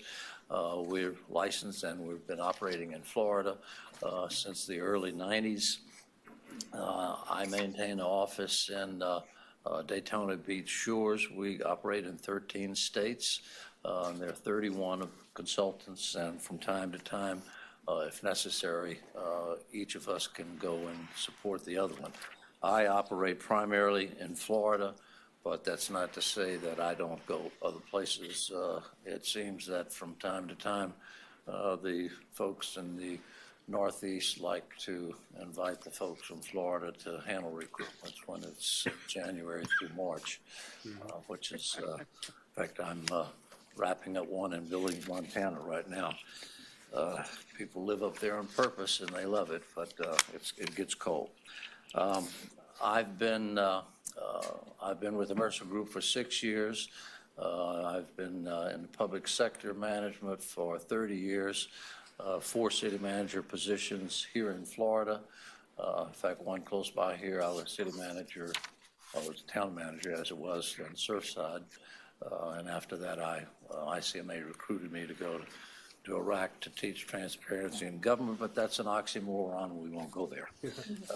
I came back and entered into business or city manager in another city. And 6 years ago, I joined the Mercer Group, and I've been recruiting ever since. As I indicated, I handle almost everything in Florida, or pretty much everything in Florida. On page 5 of the proposal, it touches on us understanding the project, what you're looking for, and what we're going to do to address your issues. Our services that we provide include in the position analysis and preparation of the position profile. We obviously do the search and recruitment for the position. We invite potential candidates to apply, those that we know, those that may have been candidates in a recent recruitment. As I mentioned, in Florida, just recently, I've completed the city manager recruitment for Delray Beach, for Marco Island. I'm finalizing one for Billings, Montana.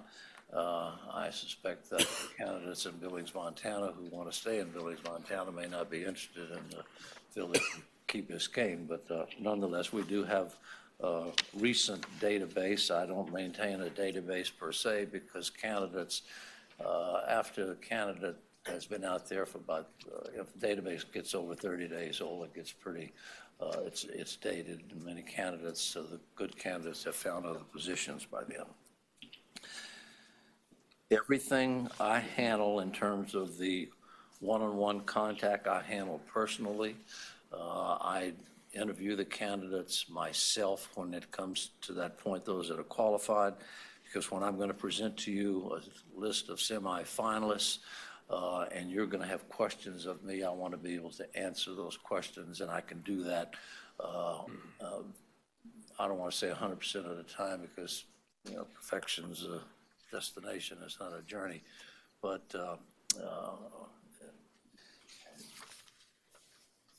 I interview the candidates, I screen them personally so I can answer any questions you might have for those that you might want to bring forward for your final interviews. On pages 6 through 9 of our proposal, we have a 7-step process. At the bottom of that summary, the executive summary you have in front of you, we touch on the 7 part of our 7-step process.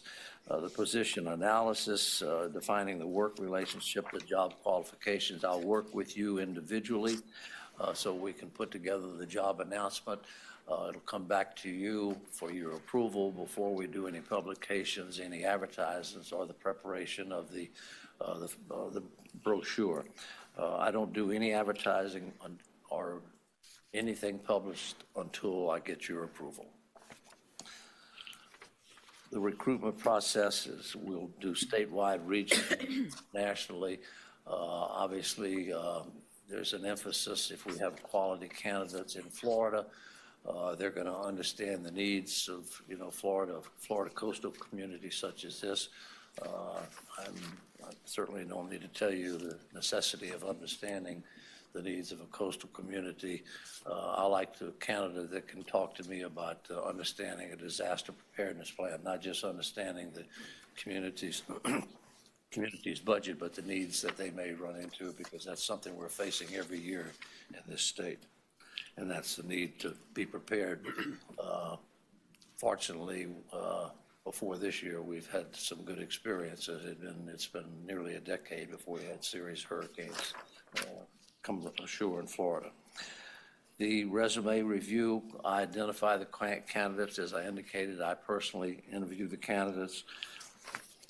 I do the screening. I meet with them individually, if possible, if they're local, but most often it's telephone. I spend at least an hour with them on the phone. Unlike this evening, I do the listening, I don't do the talking.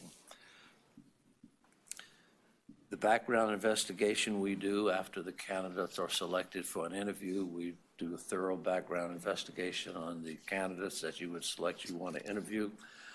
For their academic achievements, their past employment, their references, their driving records, and criminal records. Did I mention credit records? I'm sorry, I didn't have that in front of me. But it's a complete background, and again, past employment. We do look into any lawsuits that they may have brought against a prior employer or an employer against the employee.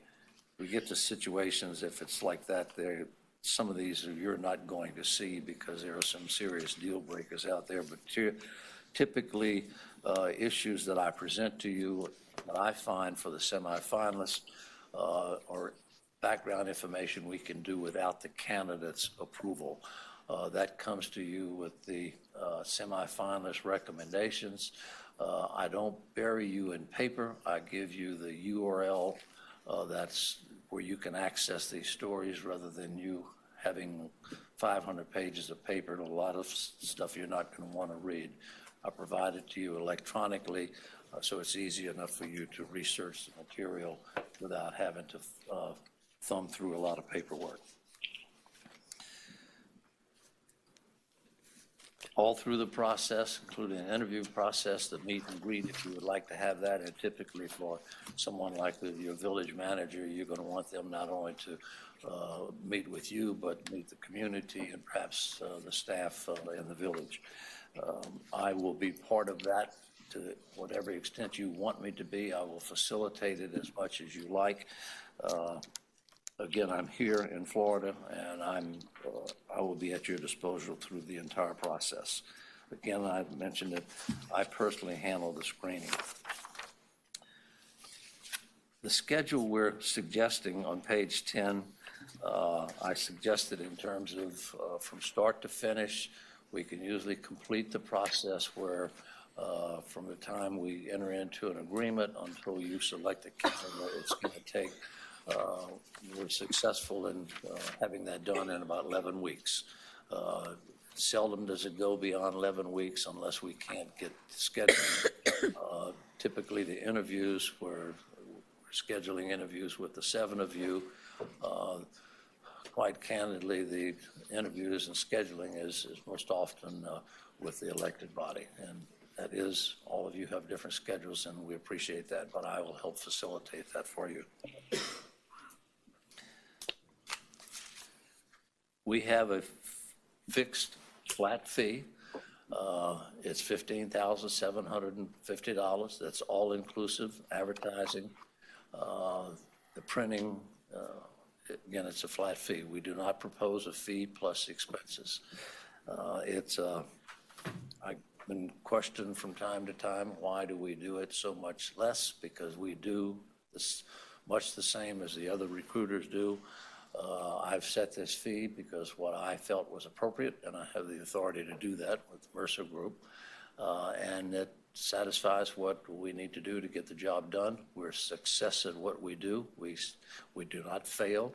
I will be with you until you have the candidate that you want, and it doesn't happen very often. In fact, it's only happened one time to me in the past 6 years where the candidates that you interviewed, I was asked to go back out. That was, most recently, that was done with Marco Island. They found a successful candidate, and but I'm here until you get the candidate that you want, that you're looking for to be your next village manager. Page 12 sets forth our guarantees. We have 10 guarantees. I've set 5 of them out here on the executive summary. The first one is, we'll keep working until we have the candidate for you, and we do have a record of success. As I mentioned, we've been in business. The Mercer Group has been in business for 27 years, and we just do not fail. We never recruit a candidate who's been placed with in this case, with the city of Key Biscayne. If you're a successful candidate, we're not going to recruit that candidate unless for some reason you would agree that the candidate wants to leave, and with your permission, we would do so. We're not going to recruit any of your staff after you would pick a candidate for at least 2 years, unless it was something that you would encourage me to do or want me to do, or the candidate wanted to leave. When we recruit candidates for Key Biscayne, we do not recruit the same candidate, present the same candidate to any other client. It allows us to operate without a conflict of interest. Madam Mayor, you? No, that's good to hear. I'm sorry? I'm just nodding approvingly. Okay. We, again, I do get candidates that apply for multiple positions we might be recruiting, but I make them make a selection, and I also look at their background, their qualifications, and when they, 'cause not each candidate can fit in all different places. And that's what I do with the screening. I'm going to pick the candidates that I recommend to you, that are committee candidates, in my opinion, that are going to satisfy you in terms of what you're looking for in your next village manager. If for any reason the candidate leaves you within 2 years, any reason, we will redo the recruitment for you for out-of-pocket expenses only. There'll be no professional fees charged. Madam Mayor, with that, I would open it up for questions. I'm excited about being here, and I would welcome the opportunity to assist you with the selection of the new village manager. And with that, Thank you. Council members, I'll start with Brett. I was aware of the Marco Island before you came up, and I wanted just to ask a little bit about how that happened, where they came down to, I think, to 2 candidates, and then decided that neither of them were what they were looking for. And what did you guys do in order to get that done for them? I believe we had 8 semifinalist candidates, and there was one candidate that was a preferred candidate by one of the council members, and I'm not speaking out of school here because we had some discussions about that. And there was a lot of negative comments made about the remaining candidates. They ended up selecting only 2 to interview. And it's no surprise that when the candidates are being interviewed in an environment such as this, or in the case of presenting the semifinalists, the candidates that are on that list, they're watching what's going on. So they're listening and watching what's happening. The council selected 2 candidates, and before I could leave the meeting, the one candidate withdrew. So they were left with 1 candidate. They interviewed the 1 candidate. They went through the entire process. They needed a supermajority. 5 out of the 7 members had to vote affirmatively to appoint the candidate. He did not get the 5 votes. We reopened the process about a month later. I will say very honestly and candidly, and I'm sure Chairman Honig, he's no longer chair, but the council knew that I was not pleased with the way they handled the semifinalist candidates, and we had a discussion on the process, and we went through the process the second time, and it was very successful. We had, I think we had 4 candidates that they brought in out of 7 candidates. They had 4 that they invited for face-to-face interviews. They liked all 4. They selected Lee Nimlock, Dr. Lee Nimlock, and they negotiated with him, and he's been the successful candidate. So I enjoyed that recruitment. I eventually got along well with all 7 of the council members. We had some discussions, but things had to be, we followed a process, and that was important. Well, anyway, we were successful, and I'm very pleased with that. I have no reservations. I consider them all my friends, and they will always be that way. Madam Mayor, I think you should point. Thank you. Yes, sir. Gary, you're next. Thank you very much for coming and your Yes, sir. presentation.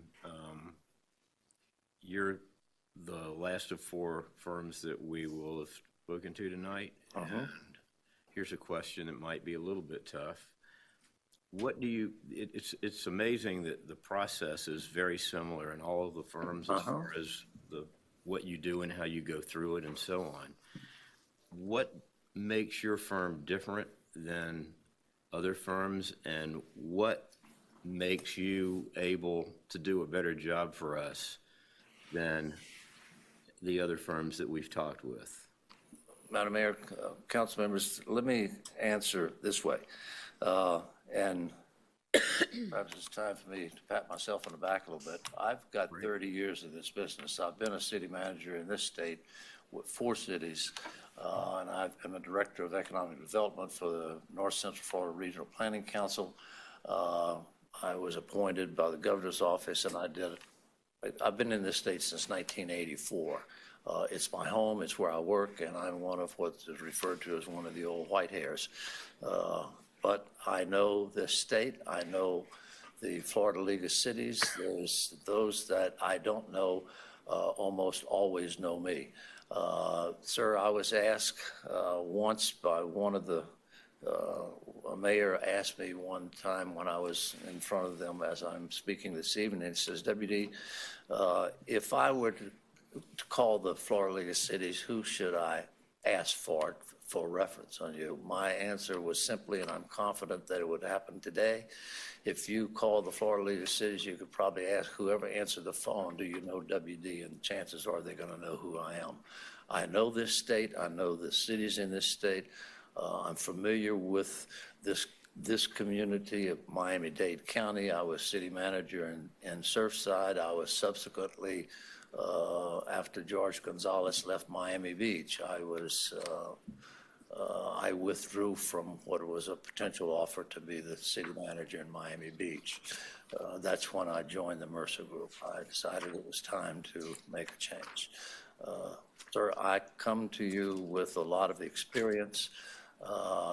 What I don't know about your city today, I assure you I will know tomorrow if I'm afforded the opportunity to assist you with this recruitment. I will know more tomorrow than I will need to find the best candidate for you. And we are successful. Jim Mercer's been in business a long time, and if I have a question, I can always turn to him. But when it comes to your needs, I think you'll see that I'll satisfy your needs. Thank you. That's a great answer, and that's exactly what I was looking for. Thank you, sir. Yes, ma'am. Question about Delray Beach. I know that you all placed a new city manager in 2017. It's, I think, in the last couple of years, they're on their third or fourth manager. And if you could please explain to me what the process was and what you did differently for placement, what, you know, your analysis of that whole challenge. I'm not certain that I do anything different than the other firms. I think we all do very much the same. But what I'll tell you I do it firsthand. I talk to the candidates. When I meet with you and you tell me individually what you are looking for, I may not put all of that in the announcement. I can only put so much in the job announcement, and the advertisements typically limited to 300 words. The brochure is 12 to 1,500 words. But when I'm talking to the candidates and I'm looking for what they have to offer you, I'm also comparing what they have to offer with what you said you're looking for in your next village manager. I understand that. I mentioned at first that when I used to interview as city manager, especially in Florida, the first thing I wanted to see is the disaster preparedness plan for the city. The common answer is, oh, I want to look at the budget. Well, I want to look at the budget too. My background is finance and I understand budgets. But in this state, we're faced with a potential problem every year, and I want to make certain my community is well prepared to deal with it. So those are the things I look for, especially with a coastal community. If we're looking, of course, anywhere in Florida is subject to, you know, a hurricane coming across the state. But nonetheless, there are unique attributes that I'm looking for in a candidate, and I do that. Myself, I do it personally, and I come to you with those recommendations, and I hope to be able to answer your questions when it comes to what you're looking for. Did I find that in that person? Thank you. Any other questions? Maybe I could just follow up with that and elicit a reaction from you. You will learn if you work with us that we are interested in more than a qualified candidate. We're looking for the right fit for this community. Of course. Very personal. Yeah. This is a very interesting community. It's a participatory citizen Sure. Yes, sir. And we have our own way of doing things, very idiosyncratic in some respects. So that's what this has really got to be about. And I gather from your nodding that you think that that's part of your job function, to laser in on that right fit. Madam Mayor, Councilmember, yes, sir. That, without reservation, I'm looking for, the qualifications to me includes being a good fit. That's easy to say that. Everyone likes to think they're a good fit. I spend a lot of time listening to what they have to say. There are things I can't pursue, can't ask a candidate. We all know that. But if I let them talk to me for an hour, they're going to tell me everything about them. And that's a good thing, because a good candidate also knows that he or she has to be a good fit. If they're not a good fit, they're not going to interact with you, and they're not going to interact with your community.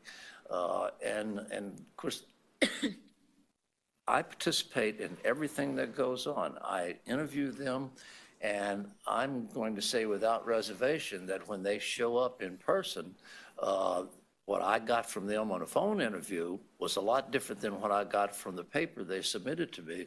And sometimes when they show up in person, they're not a good fit. And I too see that when they show up in person. I participate there too.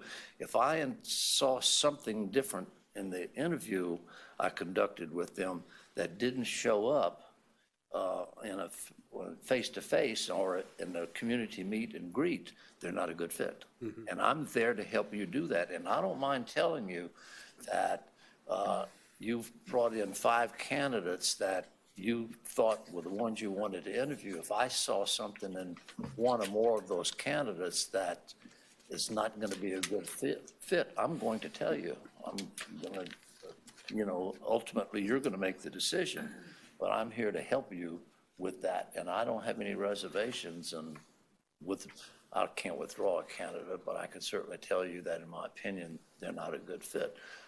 I've had to do that with 2 candidates for another city on the West Coast where they just turned out not to be a good fit. So.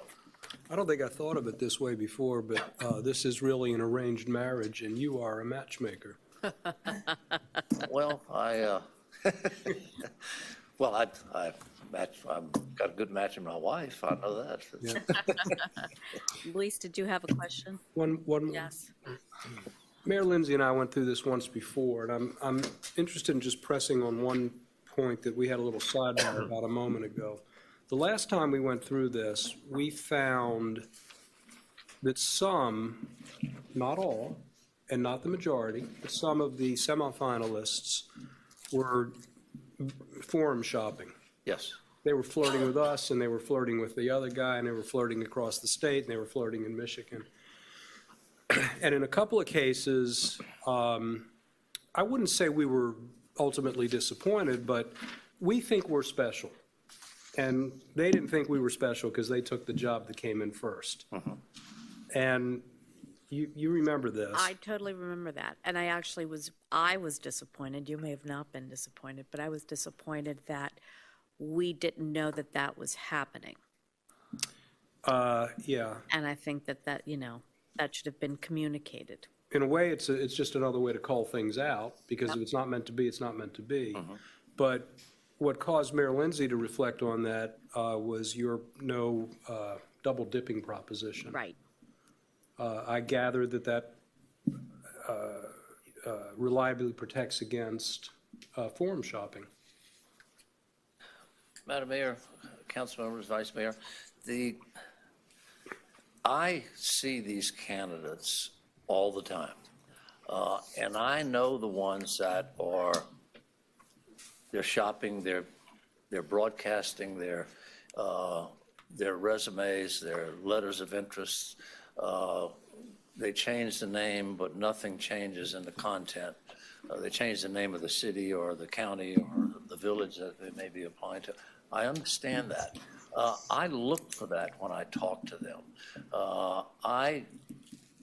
One of the things I have to look for is the candidates that going to want to come to Florida to retire. You're not going to get a candidate for me that is really looking for you to pay their relocation to get here to retire. It happens all the time, the candidates are there, and I just have to screen them. And I do that whether it's they're broadcasting their resumes, they're soliciting positions everywhere. The candidates comes back to what you said before, Vice Mayor, that it's a good fit.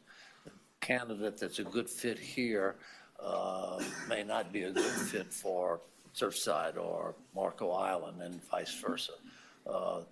They're different. They have different attributes. They have different things that what they have to offer. They have to be able to deal with the 7 of you and whomever might replace you at the next election. We hope that never happens, of course, but I'm sorry. Does that address your question? It does. It does, and thank you. And Frank, I know that for me, I mean, I'm personally looking for a candidate who is not the perennial candidate, Yeah. but is someone who may not even know that he's the right fit or she's the right fit, but is contacted and it's a good time to move and it's a great opportunity and they would, it would be an opportunity to do great and reinvent and leave an imprint here.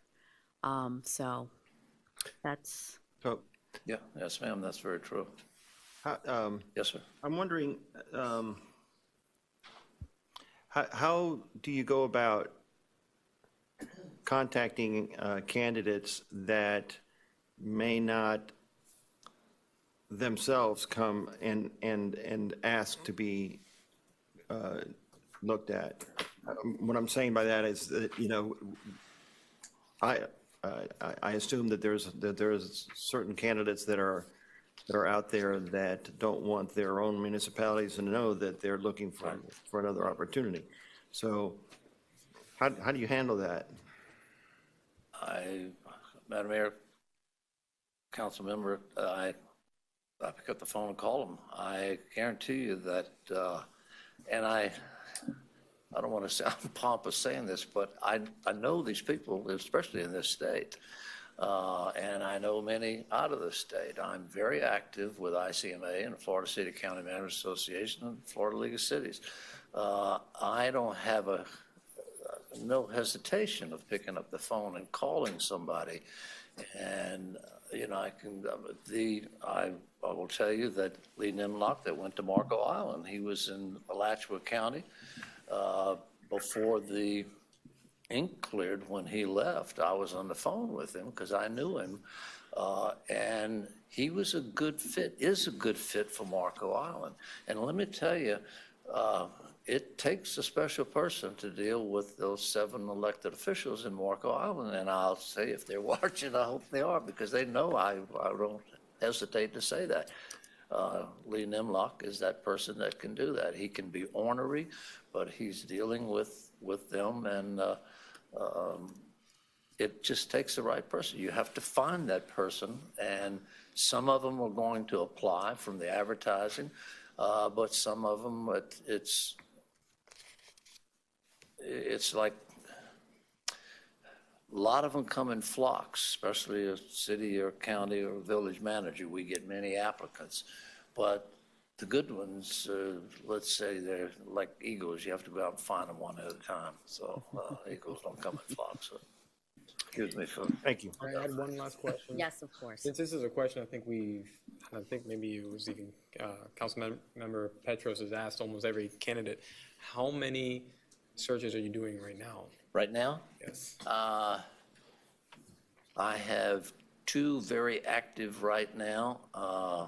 Hallandale Beach, they're not ones, that's the finance director, the budget manager in Deerfield Beach.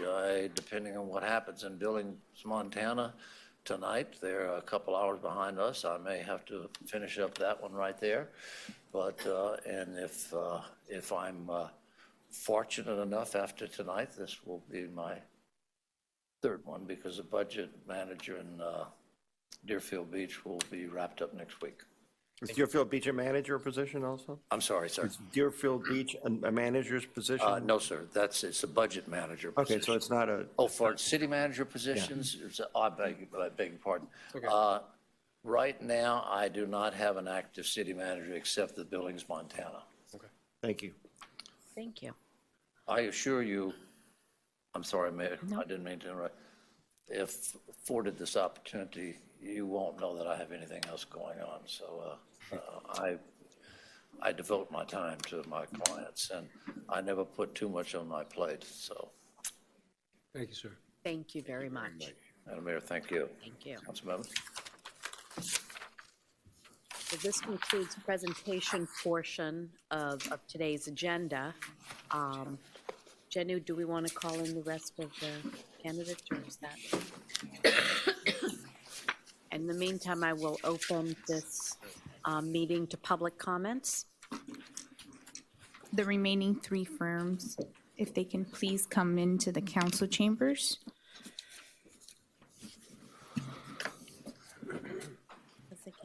You get to stay. You can stay. Yes. And I will be closing public comments. Do you all heard? Well, okay. Okay. Mayor, if I may, Yes. in front of each council member is a tally sheet. I don't like these. We will go ahead and rank and send them to you for you to tally. I just want to, you do need our name, and then we will, I will tally up the results. and we will then Announce. address the resolution. And if we want to take action today, we have the resolution in front of us. Then I will read the, yes. Terrific. Perfect. But I will wait for the rest of our council members in case there are any additional questions. Otherwise, we can go ahead and tally. We did put our names on there. Yes, we do, but the tallies will just mention who got the most votes. Don't pass it. Public record, might as well see it. Yeah. Just don't cheat. I know.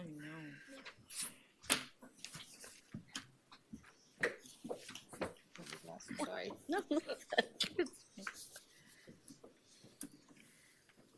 Katie, can you please pass? That's hers. She's on it face down. She wasn't as good. Oh, boy. We got a lot of homework tonight. We have homework. I did. I didn't see any line throughs or anything.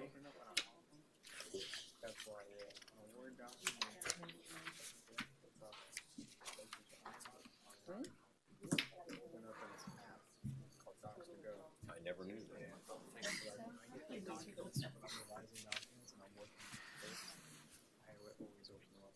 That's a weird quirk.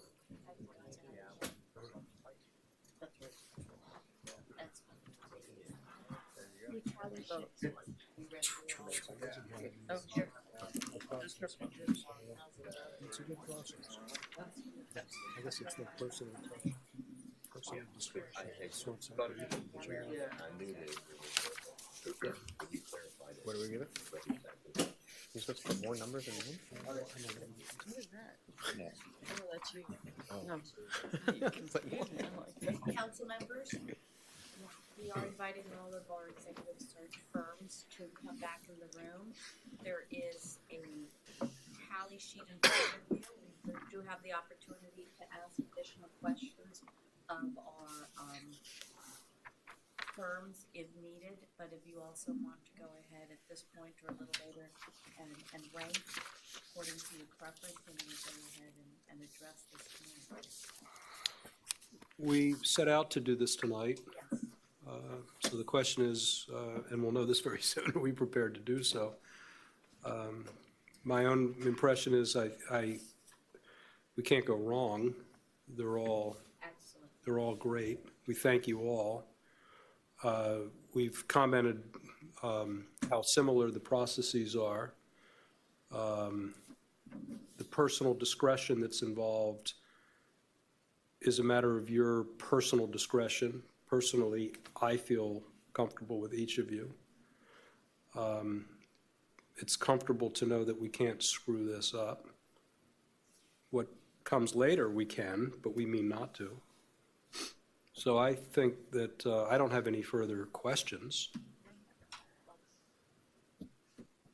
And I think, have you received everyone? I am missing 2 council members. Vice Mayor.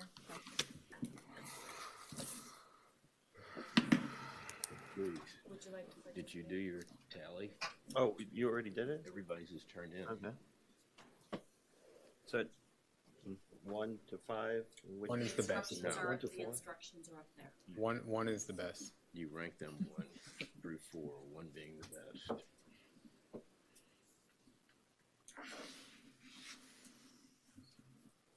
And you have to put your name on top. What's that? You have to put your name on here, so we'll know that all voted. I didn't put my name on mine.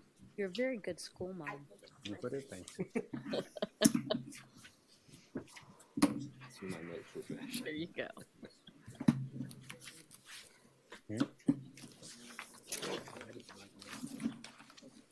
I just saw the rankings.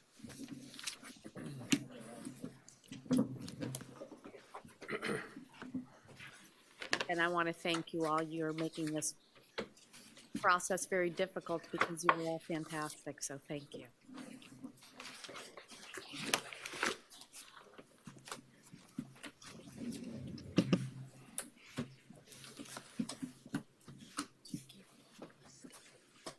See, I'm sitting on my desk just getting bigger. You too?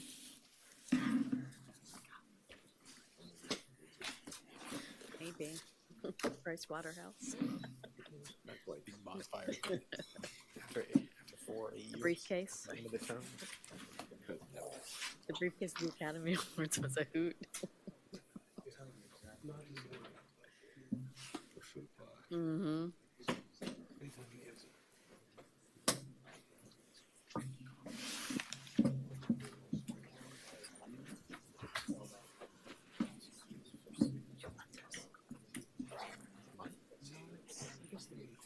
First. Yeah, we should probably, why don't we give it back to him? I might have. Colin. No, I don't. Is this yours? Yeah, if you want it, you can keep it. I don't need it. I don't want to. Okay. You want to reuse it? Thank you. I have the results, Mayor. A little bit. The number 1 ranked firm is the Mercer Group.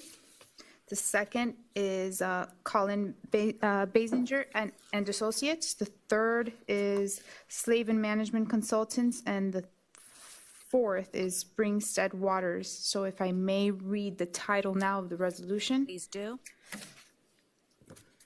Announcing the Mercer Group. Yes. A resolution of the Village Council of the Village of Key Biscayne, Florida, approving the Mercer Group for executive search services, providing for authorization and providing for an effective date. If I, Second. thank you. And if I may call the question, a voice vote, all those in favor? Aye. Sorry. Opposed. Opposed? Motion carries. Thank you all so very much. You all. Safe travels.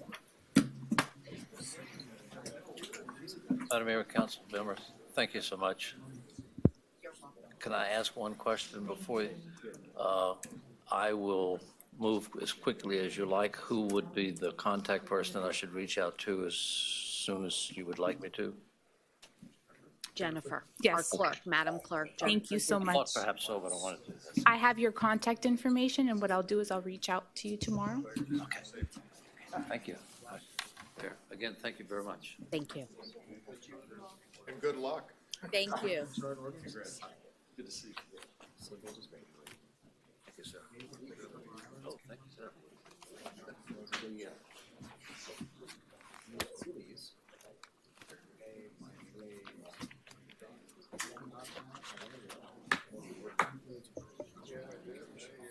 If it's a new city, yeah, I heard that. So then you have this, when you have this. Adjourn? Move to adjourn? You have this one category. These are the most cheap ones.